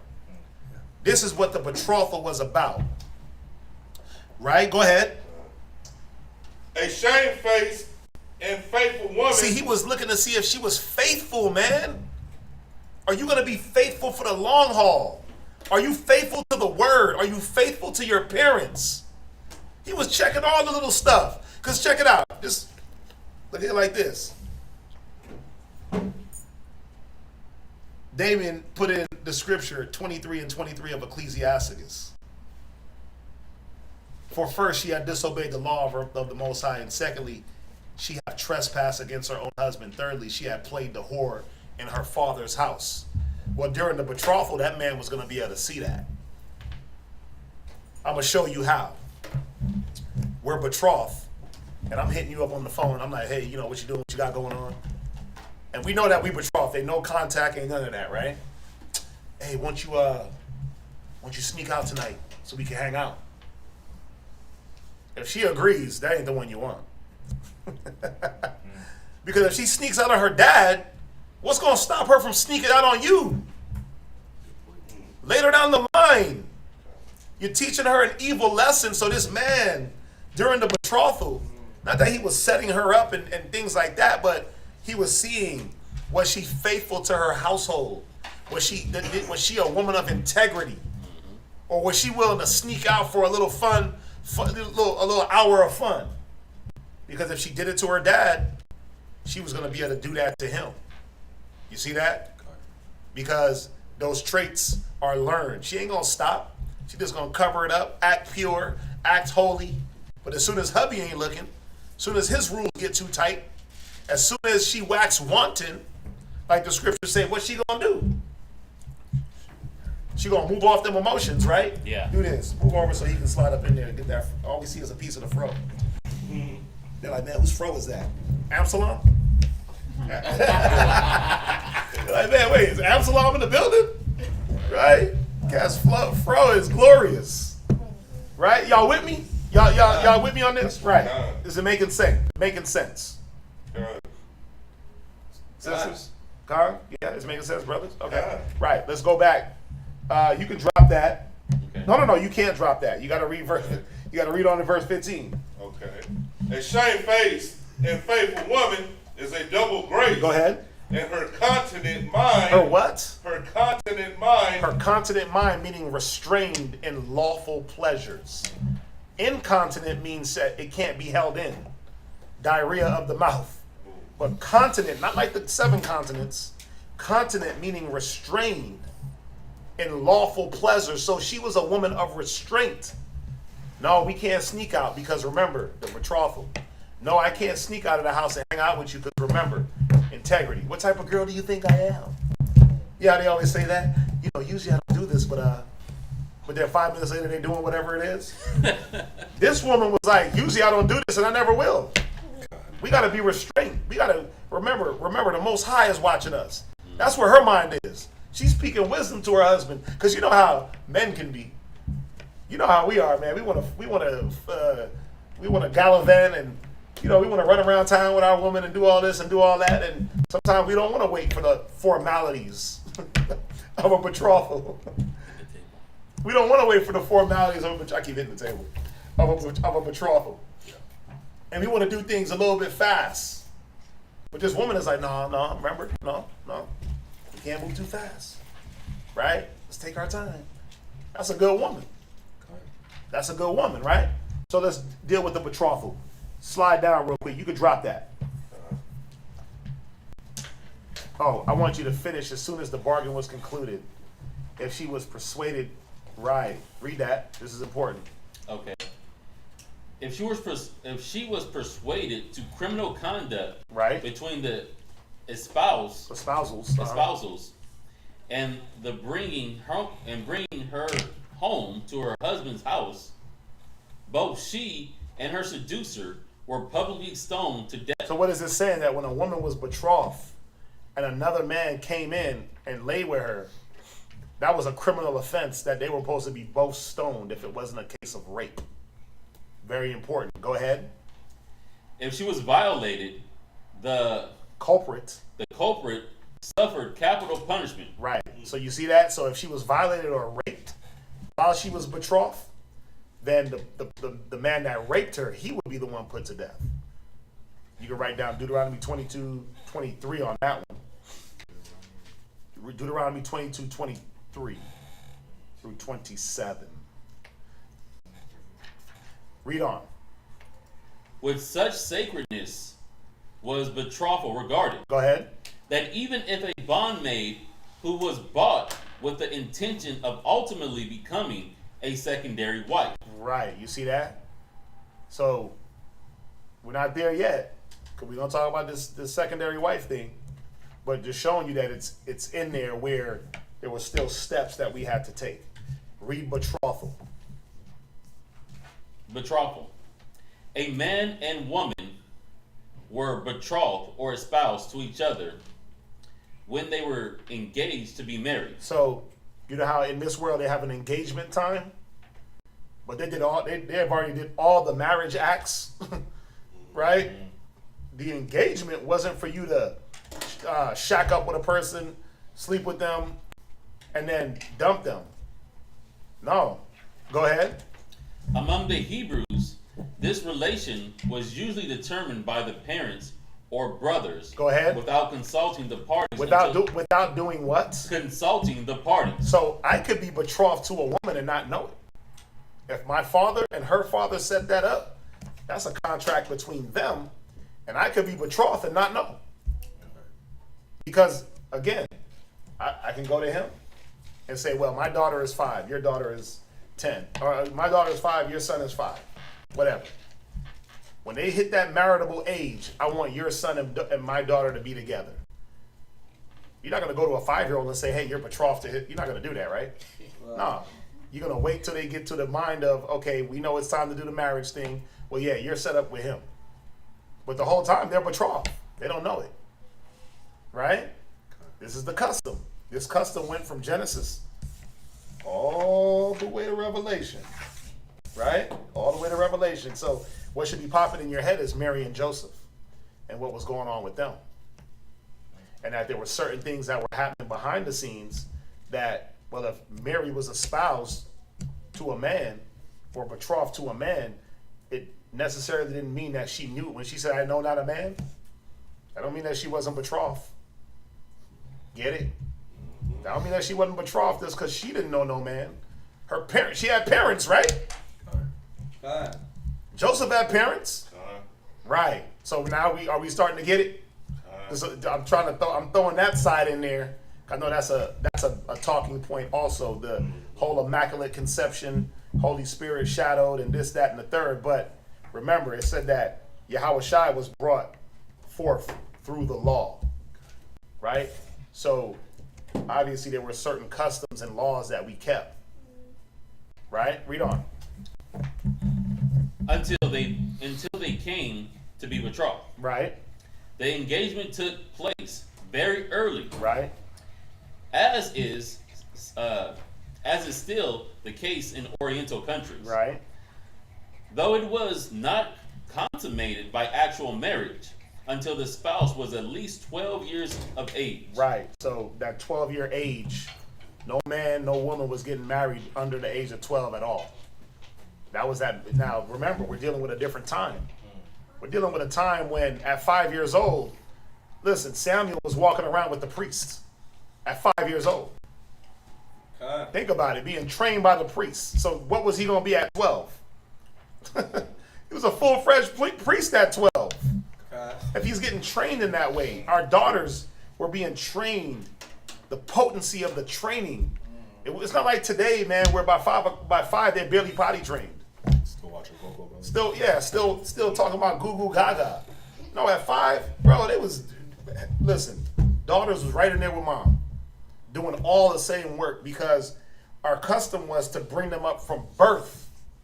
There was no, oh, they're just let children be children. No, let's get to work, son. You can walk. You can walk. Okay, let's do this. Oh, you can walk. No, let's do this. You following mom around and doing what? Just mimicking the custom, mimicking the things that we did. The same thing with son. The same thing with the son. We were a lot more, involved, and we were. That education process was a lot more stringent and stern and structured. And there was no, oh, let's wait till they turn 21 to show them something. They was getting showed things as soon as they could see things. We were showing them the right thing and raising them in the law. Y'all see that? So 12, now, I mean, come on, a 12-year-old today, what does a 12-year-old boy care about today? Nothing. Fortnite, video games, Pokemon cards, right? A 12-year-old girl, what does she care about? Nothing. They could barely bathe themselves at 12. Right? Where back in the day, there was a lot more responsibility laid on their shoulders. Y'all see that? Go ahead. The betrothing was performed a 12-month or more before the marriage. So 12 months or more for a betrothal. Because also what that man was doing was seeing if that he was ready to take on this responsibility. He was looking to see, am I ready to take this on? Am I ready to be a husband, a dad? Am I going to be able to uphold this woman's spirit? Am I patient? Am I this? Am I that? Am I a good example? All these things were important. So 12 months or more. You didn't meet her at the gas station and she was your wife a day later. That wasn't it. Now there were certain circumstances that we see. Isaac and Rebecca, right? As soon as he met her, what happened? Took her to her mother's tent, said she became his wife, and he loved her for the rest of life. So not every single circumstance held to tradition. If you didn't do a betrothal for a long period of time, it wasn't that you broke the law or anything like that. You just didn't hold to tradition. Y'all with me? Let's go ahead. Or more before marriage. Right. Marriage. Either in writing or by a piece of silver. Given to the espoused party before witnesses. Somebody get Tobit 7 and 10. Go ahead. As a pledge of their mutual agreement. Go ahead. Engagement. Sometimes a regular contract Sometimes was made. a what? A regular contract was made. Go ahead. In which the bridegroom always bound himself to give a certain sum as a portion to his bride. Right. So we're going to go here to Tobit because you'll have brothers say, well, this is the marriage contract. It was the marriage contract. This is a marriage license. This ain't no marriage license. This was Tobias making a contract between himself and his new bride on the things that he was going to give in exchange for taking this woman. Wasn't a marriage license. We didn't need no license to marry. We got that license from the Most High. So we didn't need a license, but we did write things down in a contract and contract for things. That wasn't uncommon. We just read that. Read Tobit 7 and verse 10. Tobit chapter 7 verse 10. Right? For it is meet that thou shouldest marry my daughter. Go ahead. Nevertheless, I will declare unto thee the truth. You know what the coolest part about this is? Go read Tobit 7. Read 9, I think. Verse 9. Where he asked him who he was. So he communicated the matter with Raguel. Right. And Raguel said to Tobias, eat and drink and make merry. No, that's not it. Hold on, let me find it real quick. There was a part where he told him, he's like, hey, I'm such and such. He was like, really? You got to marry my daughter. Meaning what? What was he going off of? Wasn't he going off the reputation of the family? When Tobias, which is the man, told the woman's father what family he was from, the man got excited. Now, let's be real. When you read this, he was talking to his uncle. Tobias, Raguel is Tobias' uncle, right? The woman that he's going to marry is his cousin. Not far-fetched, because that happened with Rachel, Leah, Rebecca, Isaac. So when he said, hey, I'm your family member from such and such, he got excited like, oh, snap. You definitely got to marry my daughter. Because we family. I know you. I know your family. I know what type of man you are raised to be. Right? Where we at? Tobit 7? Yeah, verse 2. Is it verse 2? It's verse 10. Oh, it is verse 10, huh? Yeah. And I'm already there. So read verse 10. Thank you. Yeah. For it is meet that thou shouldest marry my daughter. Nevertheless, I will declare unto thee the truth. Okay, go ahead. I have given my daughter in marriage to 7 men, Right, who died that night they came in unto her. right. Nevertheless, for the present be married. But Tobias said, I will eat nothing here till we agree and swear one to another. Raguel said, then take her from henceforth according to the manner. So Raguel is the woman's father, Sarah. That's her father. He said, take her.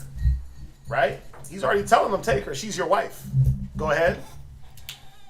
For thou art her cousin, Right. and she is thine. And she is dying. Go ahead. And the merciful God give you good success in all things. But the key was, he said, take her from henceforth according to the manner. Now it's going to edify, verse 13.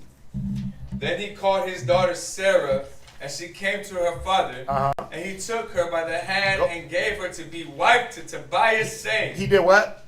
Gave her to be wife to Tobias, Go ahead. saying, behold, take her after the law of Moses. So what was the law of Moses? Well, you got to give something in exchange. And all they did was contract down what was going to be given. Go ahead. And lead her away to thy father. Because they two twain become one flesh. Read. And he blessed them. Right. And called Edna his wife, and took paper, Right.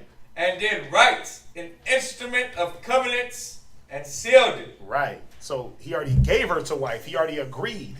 But now let's write down what we agreed upon. This wasn't a marriage license. Listen. I've seen it all. I've seen it all. Right? Go read on where we at from the time of espousal. You can drop that. From the time of espousal, however, the woman was considered as the lawful wife of the man, Right. to whom she was betrothed. The engagement cannot be ended by the man without a bill of divorce. Right.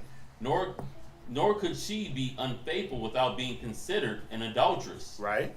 Thus Mary, after she was betrothed to Joseph, might, according to the rigor of the law, have been punished if the angel of the Lord had not acquainted Joseph with the mystery of the incarnation. Right. So it refers back to Mary, that she would have fell into being looked at as an adulteress and been put to death. Because why? She was espoused or betrothed to Joseph. Right? And if now all of a sudden she's pregnant and he puts her away, they're going to be saying, wait a minute, who laid with you? All it was with Joseph and Mary, and I know I'm touching a different topic, all it was with Joseph and Mary is that he didn't follow all the steps. They were betrothed. He lay with her before the ceremony, before everybody knew that they were together.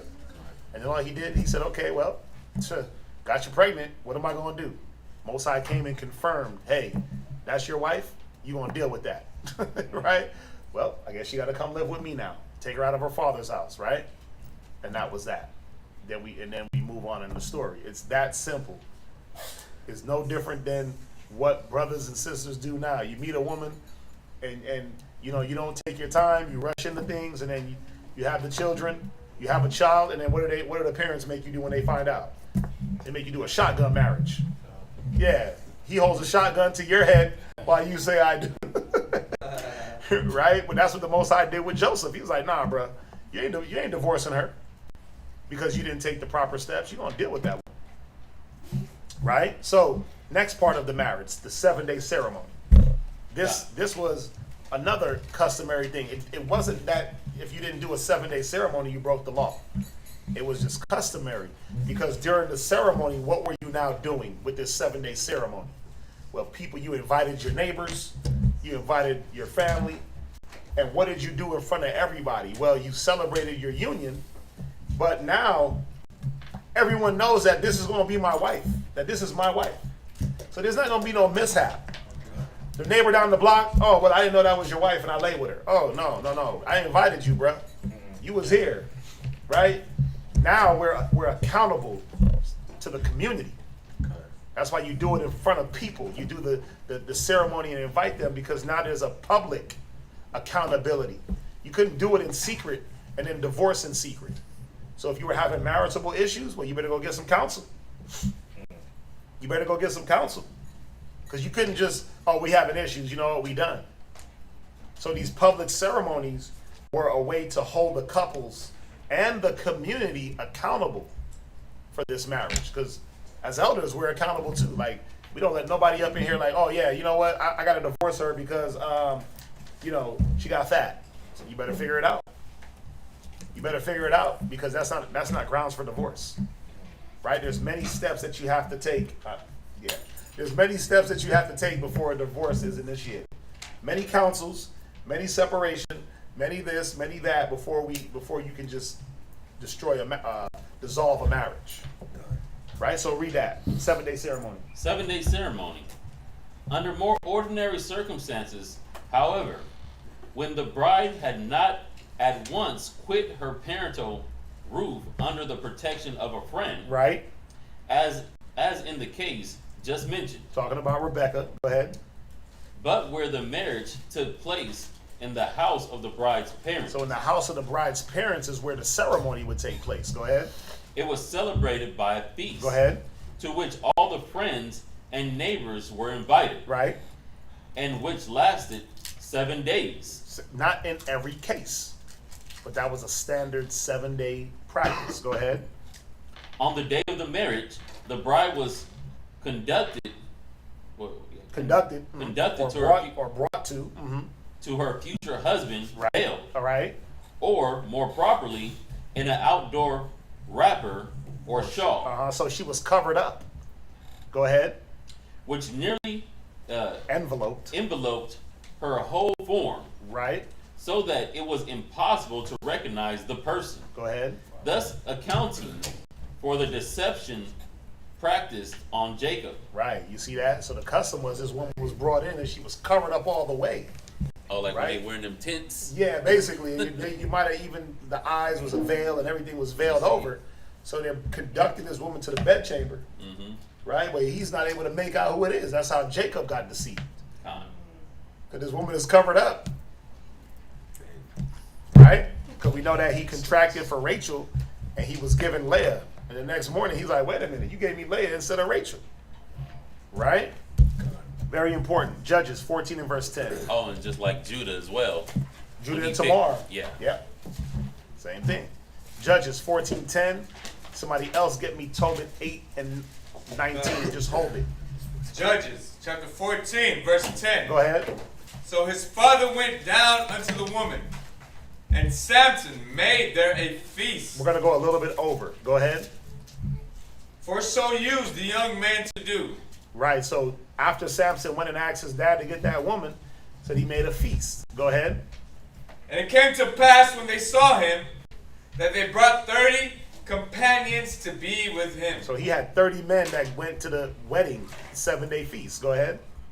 And Samson said unto them, I will now put forth a riddle unto you. Right.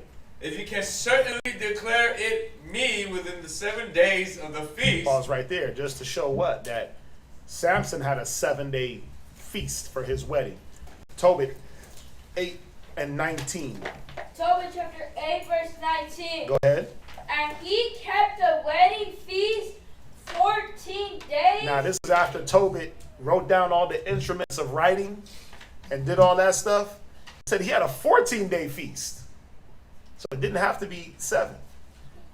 It could be 14. Go ahead. For before the days of the marriage were finished, Raguel had said unto him by an oath that he shall not depart till the 14 days of the marriage were expired. Right, you see that? So he contracted that he would do 14 days for this wedding, a 14-day wedding ceremony or celebration. Jump to chapter 11 and verse 19 in the same book. Yeah. Because now that Tobit, remember, he went to another land and got his woman. Now he's bringing her back to his father, back to his land. They have another wedding feast. How long did it last? Go ahead. And Tobias' wedding was kept 7 days with great joy. So he basically had a 21-day wedding. Ain't that something? That's crazy. Ain't that something? 14 with her parents, 7 with his parents. You see that? So we did these things because why did he do it? He wanted the community to know, his community to know, this is my wife, we're accountable. Her community to know, this is my wife, we're accountable. Y'all see that? So I wanted to hit that. Those are some of the just components that make up the ceremonial part of the marriage and the different things that we did. Now let's touch now on the question. So the question again is in 1 Timothy 3 and just the multiple wives, right? And just getting the understanding of that. Let's go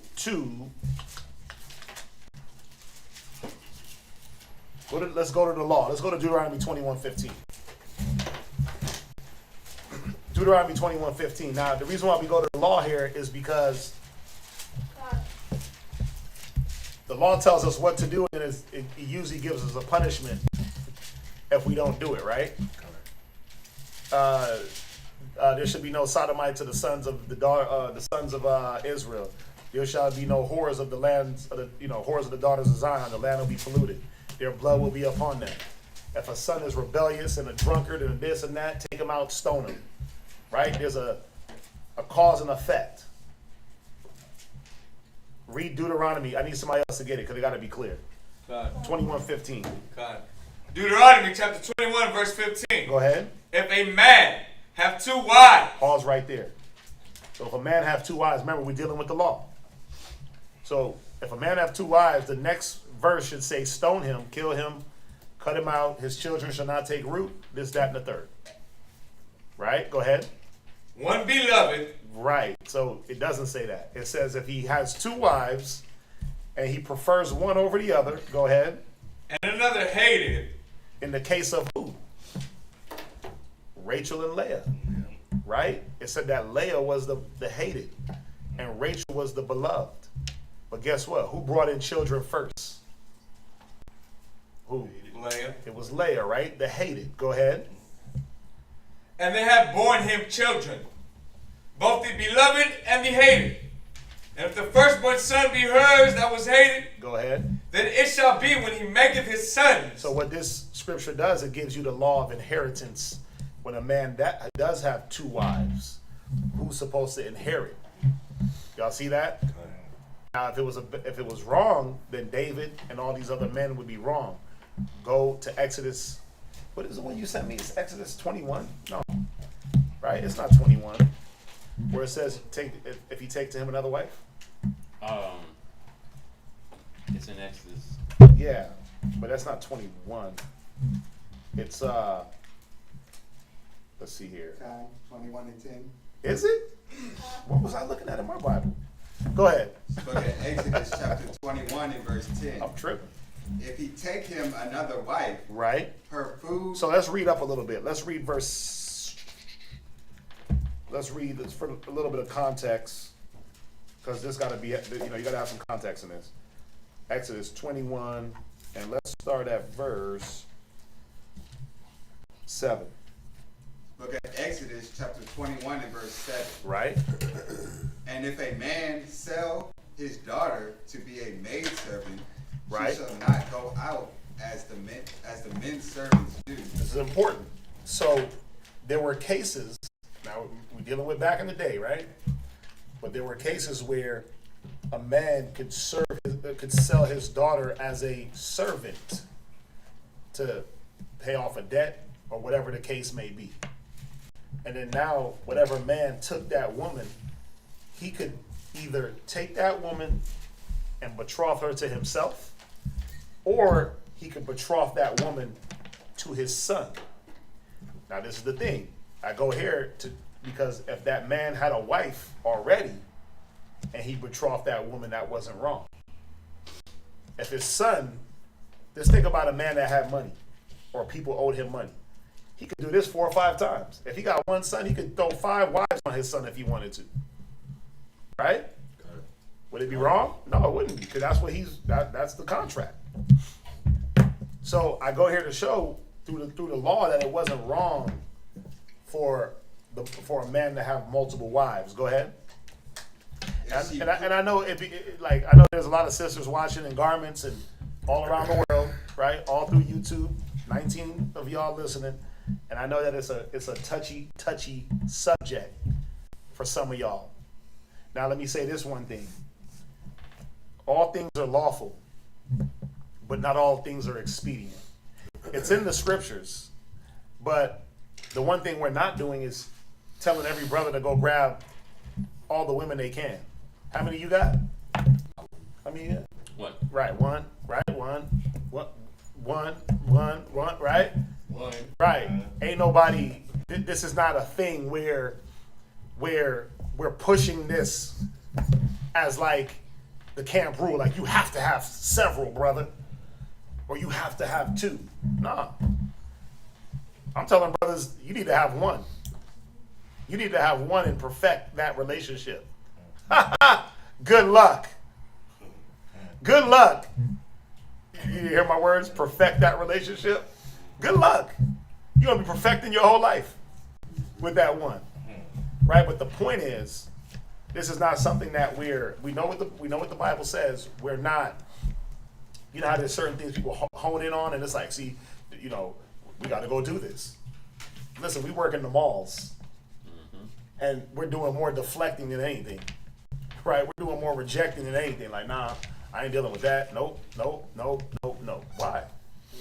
Why? Because you got to be able to hold down that first house, right? We'll go into it. Go ahead, read on. Verse 8. If she please not her master, Right. who have betrothed her to himself, That master could already have a wife. Go ahead. then shall he let her be redeemed. Right. Where you at? Verse 8. Right. Jump down to verse 9. Verse 9. And if he have betrothed her unto his son, Right. he shall deal with her after the manner of daughters. Right. So he could take this woman and betroth her to his son. Here's the kicker. Read verse 10. If he take him another wife, If he does what? take him another wife, Well, then guess what? Now your duty has increased. Again, remember, we're dealing in the law. It should say if it's wicked, if you take him another wife, hang them both. Right? Well, go ahead. her food, her raiment, and her duty of marriage shall he not diminish. Right. You see that? So what is it saying? That just because a man went and got that second wife, he still has to hold the first wife accountable in her duty, and he has to hold himself accountable to her in his duty. You know why this is important? Because when you deal in the Muslim religion, whatever this cat on earlier on the chat was talking about, right? When you deal with that religion, what they'll do is they'll get with a woman, and I've seen it done. It may not say it in the Quran to do it, but I see that they do this. Yeah. Man will get with a woman, he'll be with her for 20 years, have a few kids with her, right? And then he'll take him a younger wife, and he'll disregard the old woman. Oh yeah.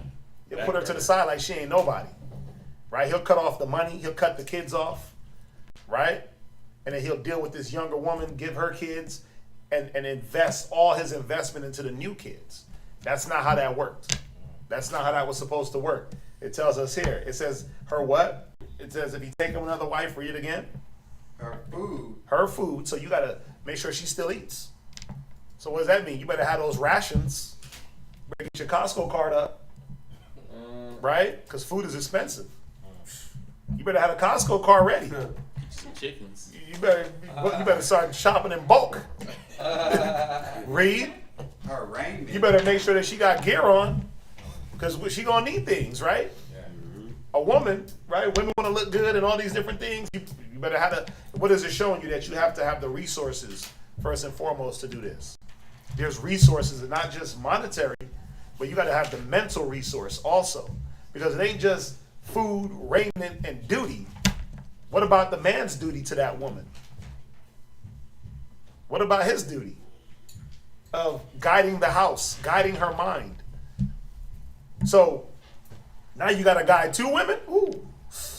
Oh, man, it's a lot. It's a lot. But because it's written doesn't mean that every man had to subscribe to that. Y'all get that, right? Right. Every man don't got to subscribe to that. That don't got to be his life. I always say that's for the mighty of the mightiest.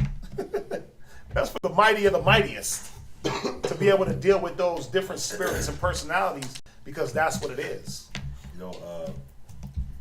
You know, my time being in the truth, if I ever saw a bro that couldn't even deal with himself, thank you, go and have more than one wife, it never worked out.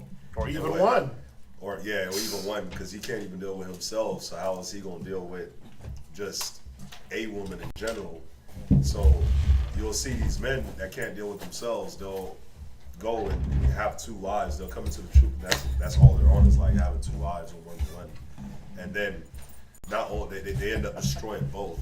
Two women turn on them. They both turn on them. Yeah. Then the messed up part, they'll end up messing up both. And if they had kids with them, then they leave the kids in a bad position. Yep. Because they couldn't even deal with themselves, but now they trying to take on dealing with more than one woman when they, again, can't even deal with themselves. They shouldn't even have a first woman. Shouldn't even have had a first to begin with. Yep. So, because some men ain't qualified to be husbands. Again, because you're a male doesn't make you a husband.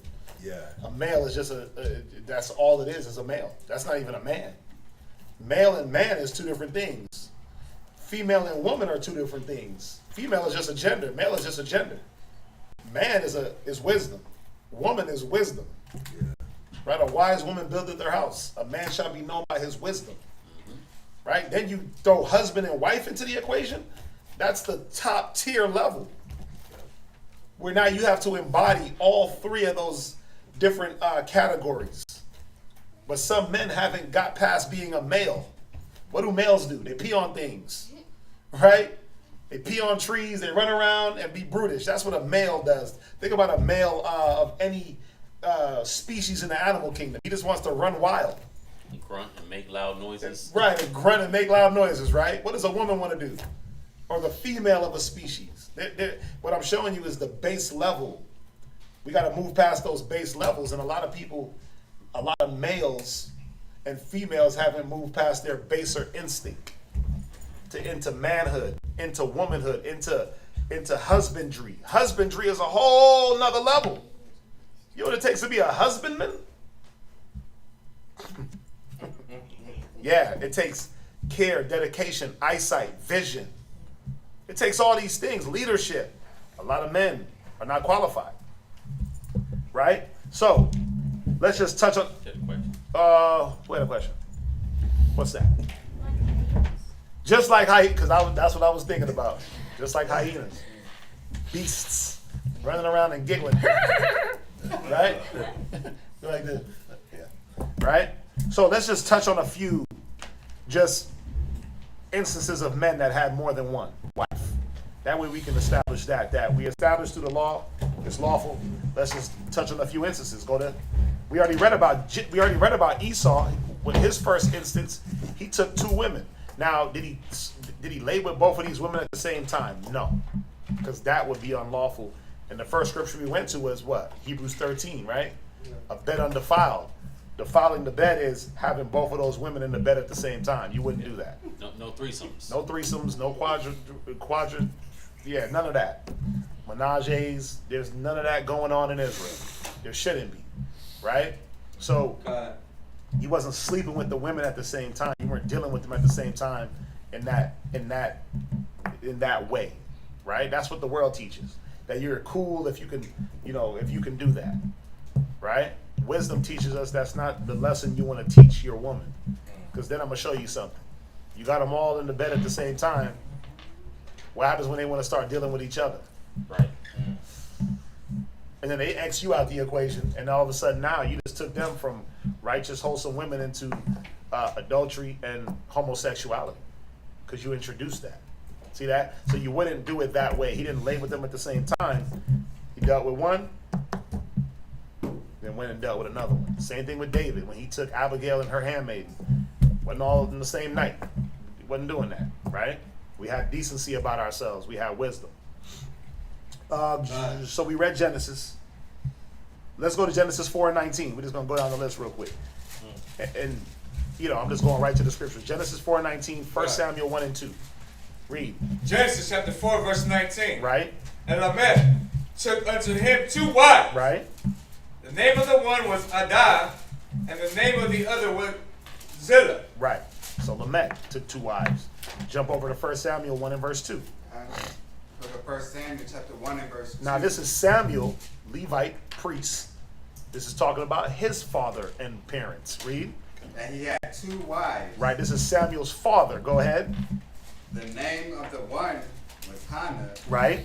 And the name of the other, Peninnah. Peninnah. Right. And Peninnah had children, but Hannah had no children. Right. So Samuel's father had 2 wives. Right. Let's go to Judges 8 and 30. Let's read about Gideon. This guy was a mighty man. Read about Gideon. What did he do? Judges chapter 8, verse 30. And Gideon had 70 sons of his body begotten. Right. For he had many wives. Go ahead. And his concubine that was in Shechem, she also bare him a son whose name he called Abimelech. Right. So he had 70 sons. That's 20, 40, 60, 70 sons. Because he had many wives. You see that? Go from there. Go to 2 Chronicles 13:21. Let's see how many Abijah had. Yeah. Abijah. 2 Chronicles chapter 13, verse 21. Go ahead.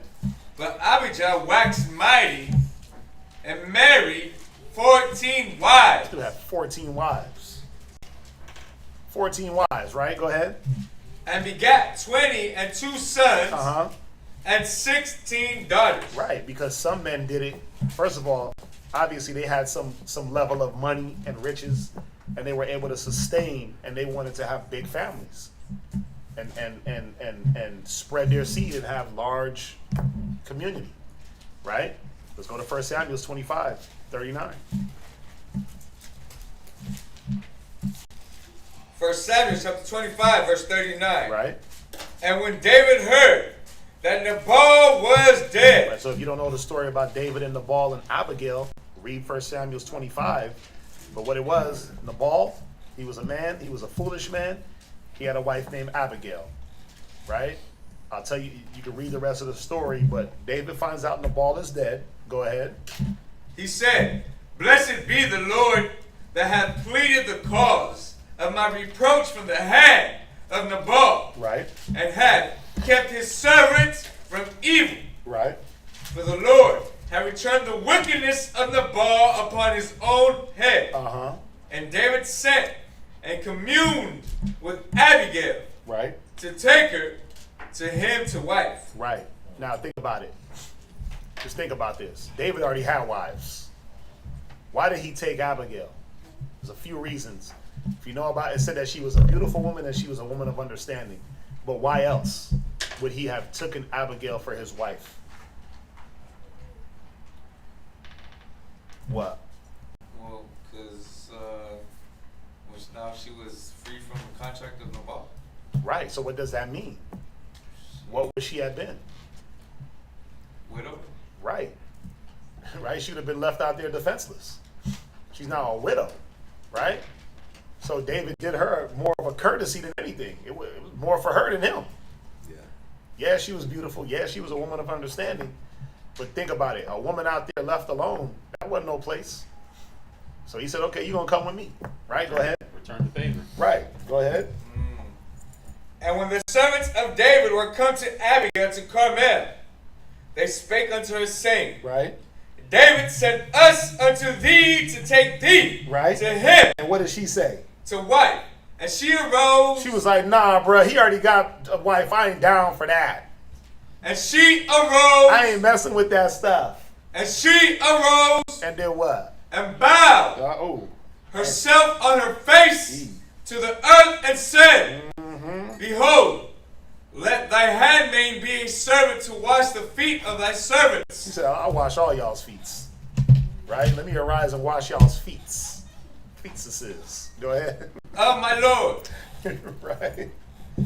Go ahead, read on. And Abigail hasted and arose Uh-huh. and rode upon an ass. Because who don't want to be with who don't want to be with the king? I mean, who didn't want to be with? I mean, David was the man, right? Who didn't want to be with the king? But she hopped up. But what it was, she saw David in her interaction with him, and she understood what type of man he was. Go ahead. With 5 damsels of hers that went after her. So she took herself and 5 other women. Read. And she went after the messengers of David and became his wife. Right. David also took Ahinoam of Jezreel, and they were also both of them his wives. Right. So think about it. There were 6 women. David only dealt with 2 of them. He wasn't greedy. Pretty sure if he wanted to, he could have had all 6 of those women. Right? But again, he didn't have to just because it was there. Right? But he took Abigail and he took that woman with her. So just a few accounts on that, right? So let's go from there. Let's go from there and go. Men that have multiple wives. Let's see here. I just want to jump.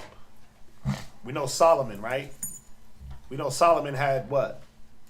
700 wives, princesses, and 300 concubines, right? So he had 1,000 wives. Think about that. 1,000 wives. You got to be a mighty man, not just in the carnal, but up here in the mind. Go from there. Go back. Let's go to the New Testament. Let's go to 1 Corinthians. I'm hitting all these different aspects, and they should be answering your question. But I'm gonna get to the one wife thing. The number one. 1 Corinthians 5:1. Now remember, this is the quote unquote New Testament Corinthians, right? Paul dealing with the people of Corinth. Read on.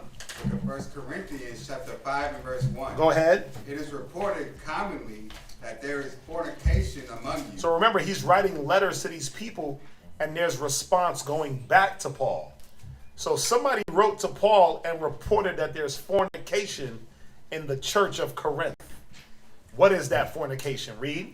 And such fornication as is not so much as named among the Gentiles. This fornication was so bad, even the Gentiles weren't doing it. Even the Gentiles weren't doing this. What were they on? Read. That one should have his father's wife. Pause. Now, we talked about this. Right, Corey? Yeah. Why does it say one should have his father's wife and not one should have his mother? Because in this world's thinking, your father's wife is who? It's your mom. What is it? What is it? Right. Hold where you at. I'm going to show you that it's not. Go to Leviticus 18 and verse 7. This right here seals the deal. Because remember, we always gotta go into the law for these things. Am I going too fast? Yeah, I didn't hear that. Oh, Leviticus what? Leviticus chapter 18 and verse 7. Right, go ahead. So this chapter goes into the law of sexual impurities and who you're not supposed to lay with and who you and things like that. Read. The nakedness of thy father, Go ahead. or the nakedness of thy mother, Go ahead. shalt thou not uncover. Go ahead. She is thy mother. She is thy mother. Read. Thou shalt not uncover her nakedness. Read verse 8. The nakedness of thy father's wife. So why would it repeat the same thing if they were both your mother? See, he's showing you. In instances, and we're gonna go to the story in Genesis. Somebody get Genesis.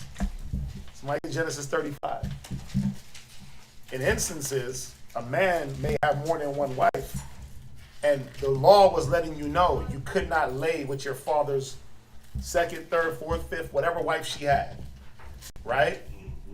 But you also couldn't lay with your mother. So when you read Leviticus, it's giving you the mother part, then it's coming back and giving you your father's wife part.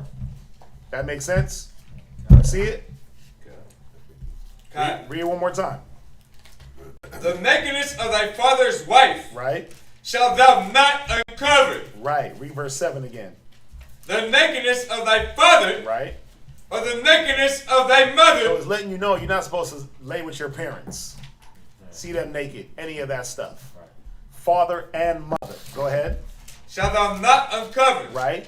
She is thy mother. She is thy mother. Go ahead. Thou shalt not uncover her nakedness. Now the next verse says what? The nakedness of thy father's wife shalt thou not uncover. Right? It is thy father's nakedness. Genesis 35:22. Genesis 35, verse 22.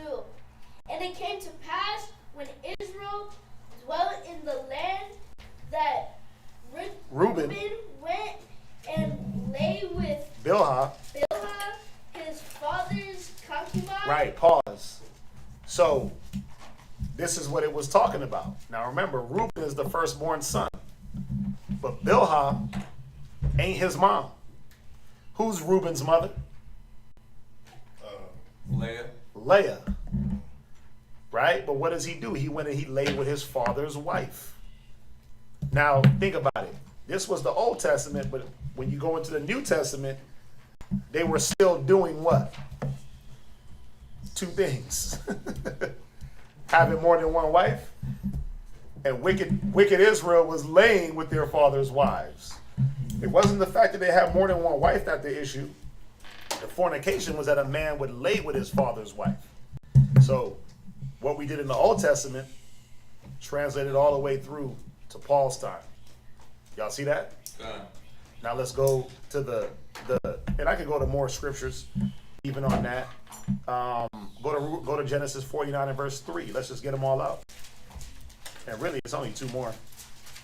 Genesis chapter 49 and verse 3. Read it.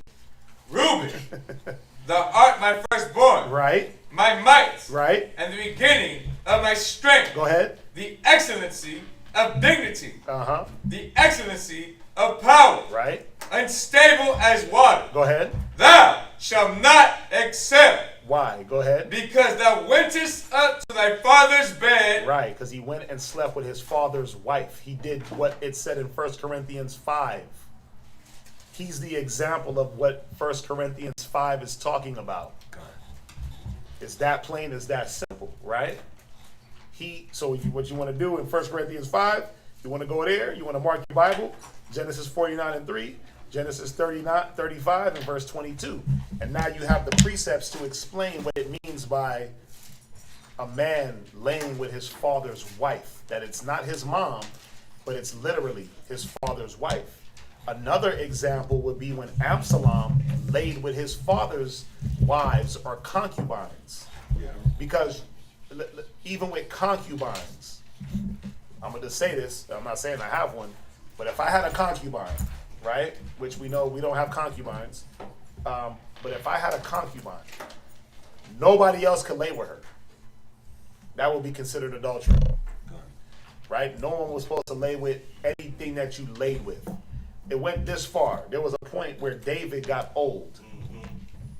And it said that they brought in a woman to be able to give heat to his bed.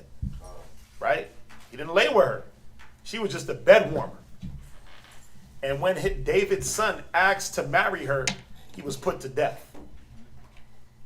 Because when a woman is that close to a man, right? She's providing, and that level of, there wasn't really a level of intimacy, but still, that was his bed warmer. No other man could be like, hey, let me get her. That was his. You see that? So think about it. He had to lay with her, so that was almost like a form of, betrothal. Hitting the table, I'm sorry. That was almost a form of, so any type of contract that a man had with a woman, no other man could come and interject and say, well, that's mine. So David's own son was put to death for asking to marry his bed warmer. Adonijah was put to death, if you know that story, right? So let's go back to Timothy's. 1 Timothy chapter 3 and verse 2, read it. So are we clear so far? It's lawful, it's in the Bible, it's not wicked. Somebody go here real quick, and then we're going to go to Isaiah 4 real quick, because we got to get Isaiah 4 out. Just popped in my head. 1 Timothy 3 and 2. 1 Timothy 3 verse 2. Right. A bishop then must be Blameless. the husband of one wife. Pause. So that word one, remember, New Testament's written in Greek. Translated from Greek to English, right? Mm-hmm. That word one, when you look it up, it's G3391. Mia, M-I-A. It means one or first. One or first. So let's just remove the word one and say a bishop then must be blameless, the husband of a first wife. Why is that important? Well, because he wasn't supposed to go out and take a bunch of wives like we've been talking about and then ruining women.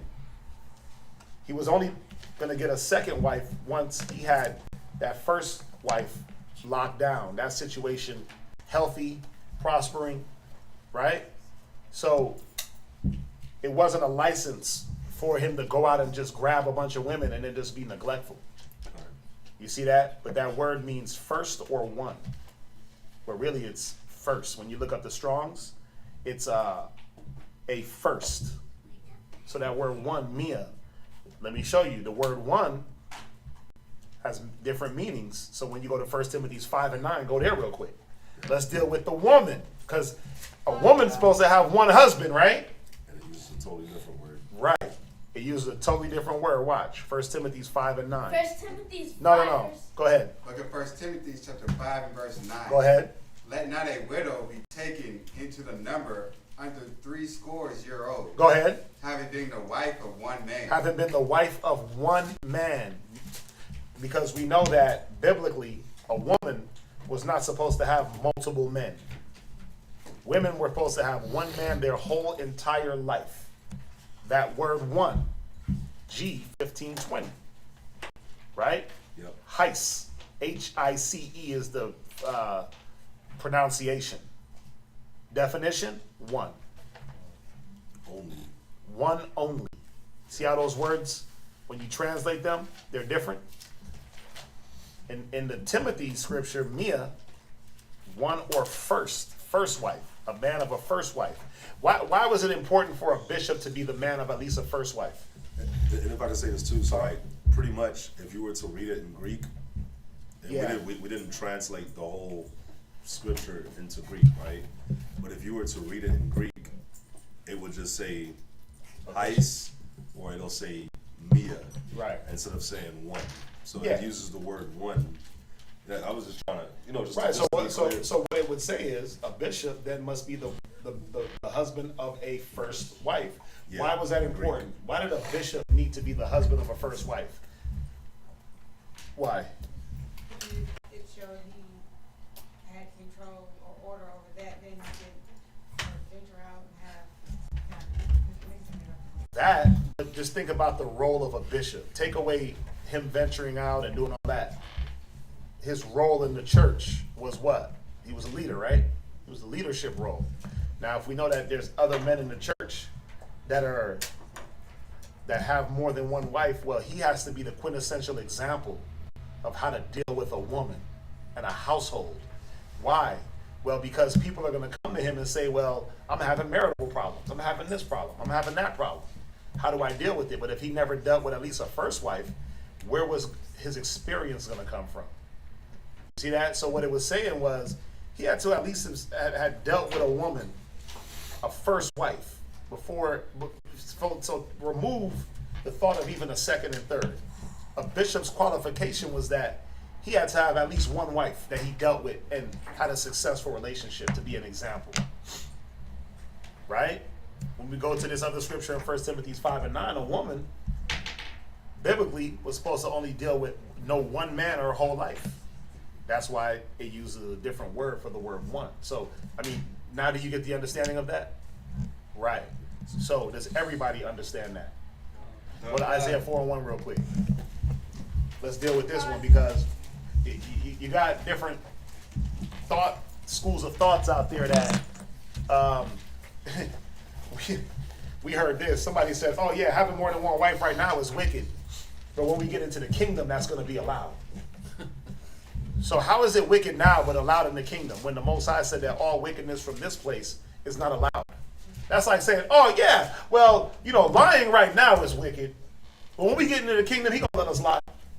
Wow. Sorcery, we read it the other day, right? Sorcery is wicked. But when we get to the kingdom, he's going to have sorcerers. He said, no, all that are without are dogs, sorcerers, diviners, liars. Out without those walls, right? Isaiah 4 and 1. Isaiah 4 verse 1. No, go ahead. Look at Isaiah chapter 4 and verse 1. You got to be clear, son. Go ahead. And in that day. In what day? Go ahead. 7 women. In the kingdom?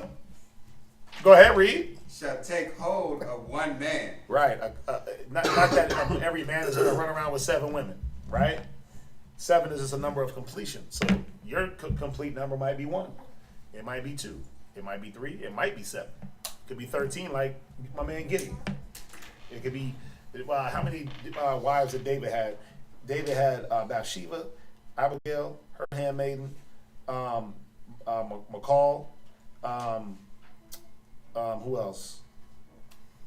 That's 4 so far, right? I think David has 6 wives though, if I'm not mistaken. Right?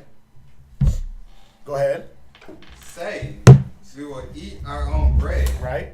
And wear our own apparel. Go ahead. Only let us be called by thy name. Read on.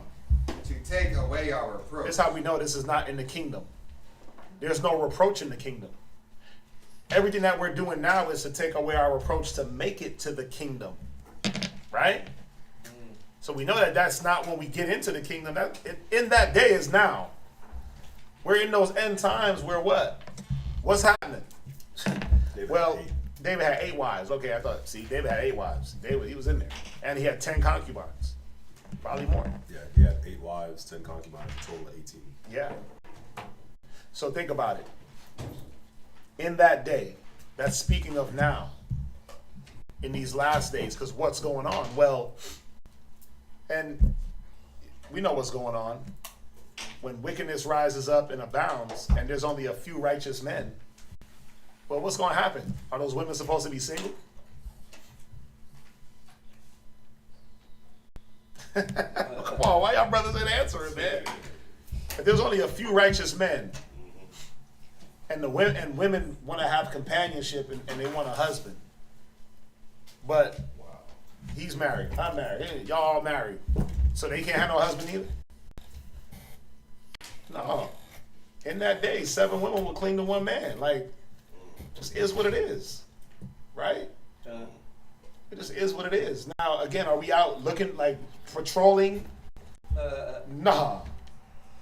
I go into the mall and I make sure I cover my eyes because it's filthy in there. I go in I make sure. What did Job say? I made a covenant with my eyes. Why then should I look upon a maid? Right? Sell her oil. Huh? You said what? I said to sell her oil. Right, that's it, right? Sell my oil and go. But y'all get the point, right? Right. So it's not. I want to go through that and just bring out a few other points and knock out a few different, I'm pretty sure, questions that may come up on just that custom. Any questions before we shut it down? Salam, you can talk about the book of Susanna tonight. And I gotta go back into that book. It's been a while. It's been a minute. But any questions on the topic? Law. What? I'm not saying it tonight, but Yeah, I'll have to read and see. Damien, what was the question you had in that book? Were there any questions on? Just any questions at all in the class? Anyone disagree? Anyone? Burn their Bible now? Want me the truth? I mean, again, sisters, I know. And I know, well, it's not fair. Yeah, it is. Yeah, it is. A man is a man and a woman is a woman. And the Most High gave men, there's a certain ability that the men have, their capacity to not, there's a capacity that a man has to love, and he can love unconditionally. Women love with conditions. So that's a whole other topic. But if you go in and you read about David and Jonathan and their love and the way they dealt amongst all odds, there was no emotions and feelings, and we just different creatures, man. The Most High made us that way. So again, is it something that, go there real quick, all things are lawful. Go there real quick, we'll end it here. All about the two priests that try to get with Susanna? No. What am I thinking about? Yeah, that's it. That's Susanna. Okay. Yeah. From what I remember, I'd have to go over it, but they try to. Two priests tried it. They saw her. They liked her. They both wanted to get with her. Yeah. They. I mean, whatever you read is verbatimly what they did. They try to see her naked and yeah, they both try to lay with her. Yeah, they lied. They lied. Yeah. Yeah. So what you're reading is what you're seeing. Yeah. Nothing. Nothing to break down there, but two priests staining their office and staining their righteousness, trying to get with this woman. I got to go back in there and read it verbatimly, but that's what that's about. Give me that real quick. All things are lawful. What is it? 1 Corinthians 6:12. Yeah, read that real quick. And this is how we're gonna end it. Read it. Look at 1 Corinthians chapter 6 and verse 12. Right. All things are lawful unto me. Yeah. So the topic we went over, it is lawful, right? Go ahead. But all things are not But expedient. it's not expedient for every man to do this. Again, it's not even expedient for every man to even have a wife, have one, because not every man is ready for that. To have a wife, that means you have to be a husband, and to be a husband, that means that you have to have had that training, and you had to be prepping yourself as a husband, not when you got the woman, but before. Yeah, I mean, women. Oh, I want to be a husband. Okay, well, are you a wife? Because as soon as you get him, there's no ready, set, go. It's go time. So he's gonna want to wife right now, instantly, not 5 years from now when you start to pick up steam. So a lot of women ain't qualified to be wives because they're not being a wife now. So remember, we're not pushing this narrative of just go be whoremongers, right? And just take all the women we see. No, because again, look at us up here. We've been around for years, and we're not doing that. Can it happen? Oh, of course. Don't get it twisted. Don't get it twisted. It can happen, right? But are we exercising that right now? No. I gotta say that because I don't want nobody to think like, oh, well, I'm safe. I'm safe. I'm doing what the Bible says, sis. Anyway, no questions, right? Law. All right. Crickets when this topic come up. I know. It's all good. It's all good. I'm just having a little fun. Remember, please, if you're out here in Houston, get your travel money in, Passover money in, get that in so we can get these Airbnbs snatched up. Hey, change the title to Israelite Hebrew marriage customs. I'm gonna say just one thing before. It's more than one wife lawful. Just real quick before we end, because I know they use the word polygamy, right? So Polygyny, right? Polygamy has only been unlawful in America for the act happened in 1882. So That's it's only barely been 120 years. It's about 140, 150, about 150 Oh, years that it's been 1820. Yeah, 1880. 1880, right. 82. So it's been about 150 years Right, since they even changed that custom here in America. right. But before that, that was like a thing that the whole world did. It was very common. So if this never was changed, then we wouldn't even be having this discussion. You know? They need to change it back, but they won't because now they can just put people in divorce court for infidelity. Yeah. Think about it. Why do men have to run around and do all these weird maneuvers because they love another woman? And women take it personal, like, well, you love her, so that means you love me less. It's not the case. It's not the case. There's different things about you that I like and different things about her. But it's hard for a lot of women to accept that they're not the focal point. And it takes a high level of humility. A high level of humility to say, well, you know what? I'm not the focal point. Now let me show you something.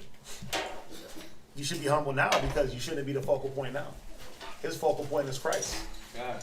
His focal point should be the word. So you already on the back burner. You should be. Right? But if he's front burnering you, then he's not doing his job. And he's setting himself up for failure. Right? My rib knows she on the back burner.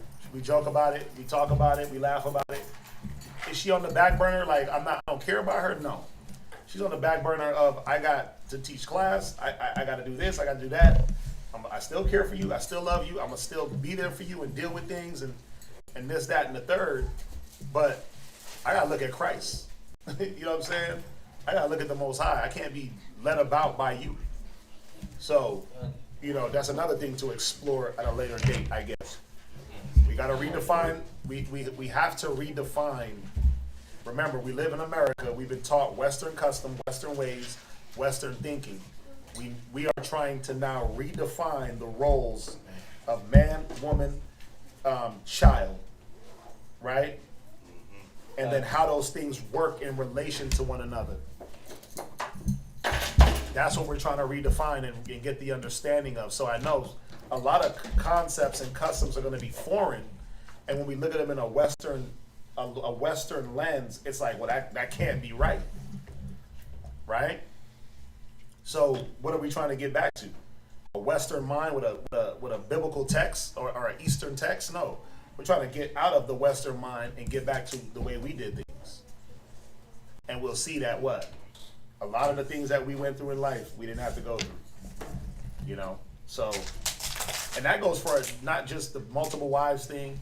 That's all the customs, man. That's everything. Like, think about all the stuff we just covered, just about marriage. And how we've been doing marriage wrong for so long. We've been going about it wrong for so long, and look at marriage. Look at the institute of marriage. It's a joke. Because what is it based on?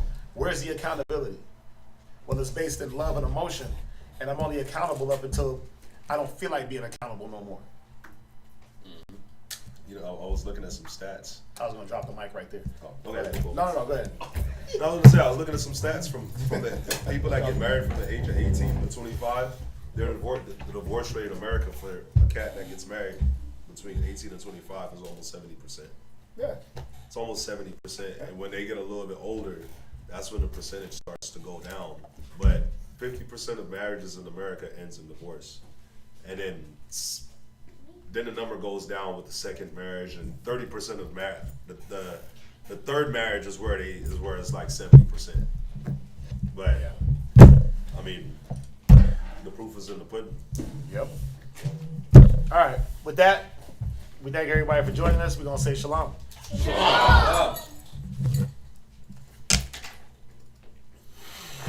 Chilling up in the kingdom, chilling with Yahweh Shai and all the brothers and the sisters.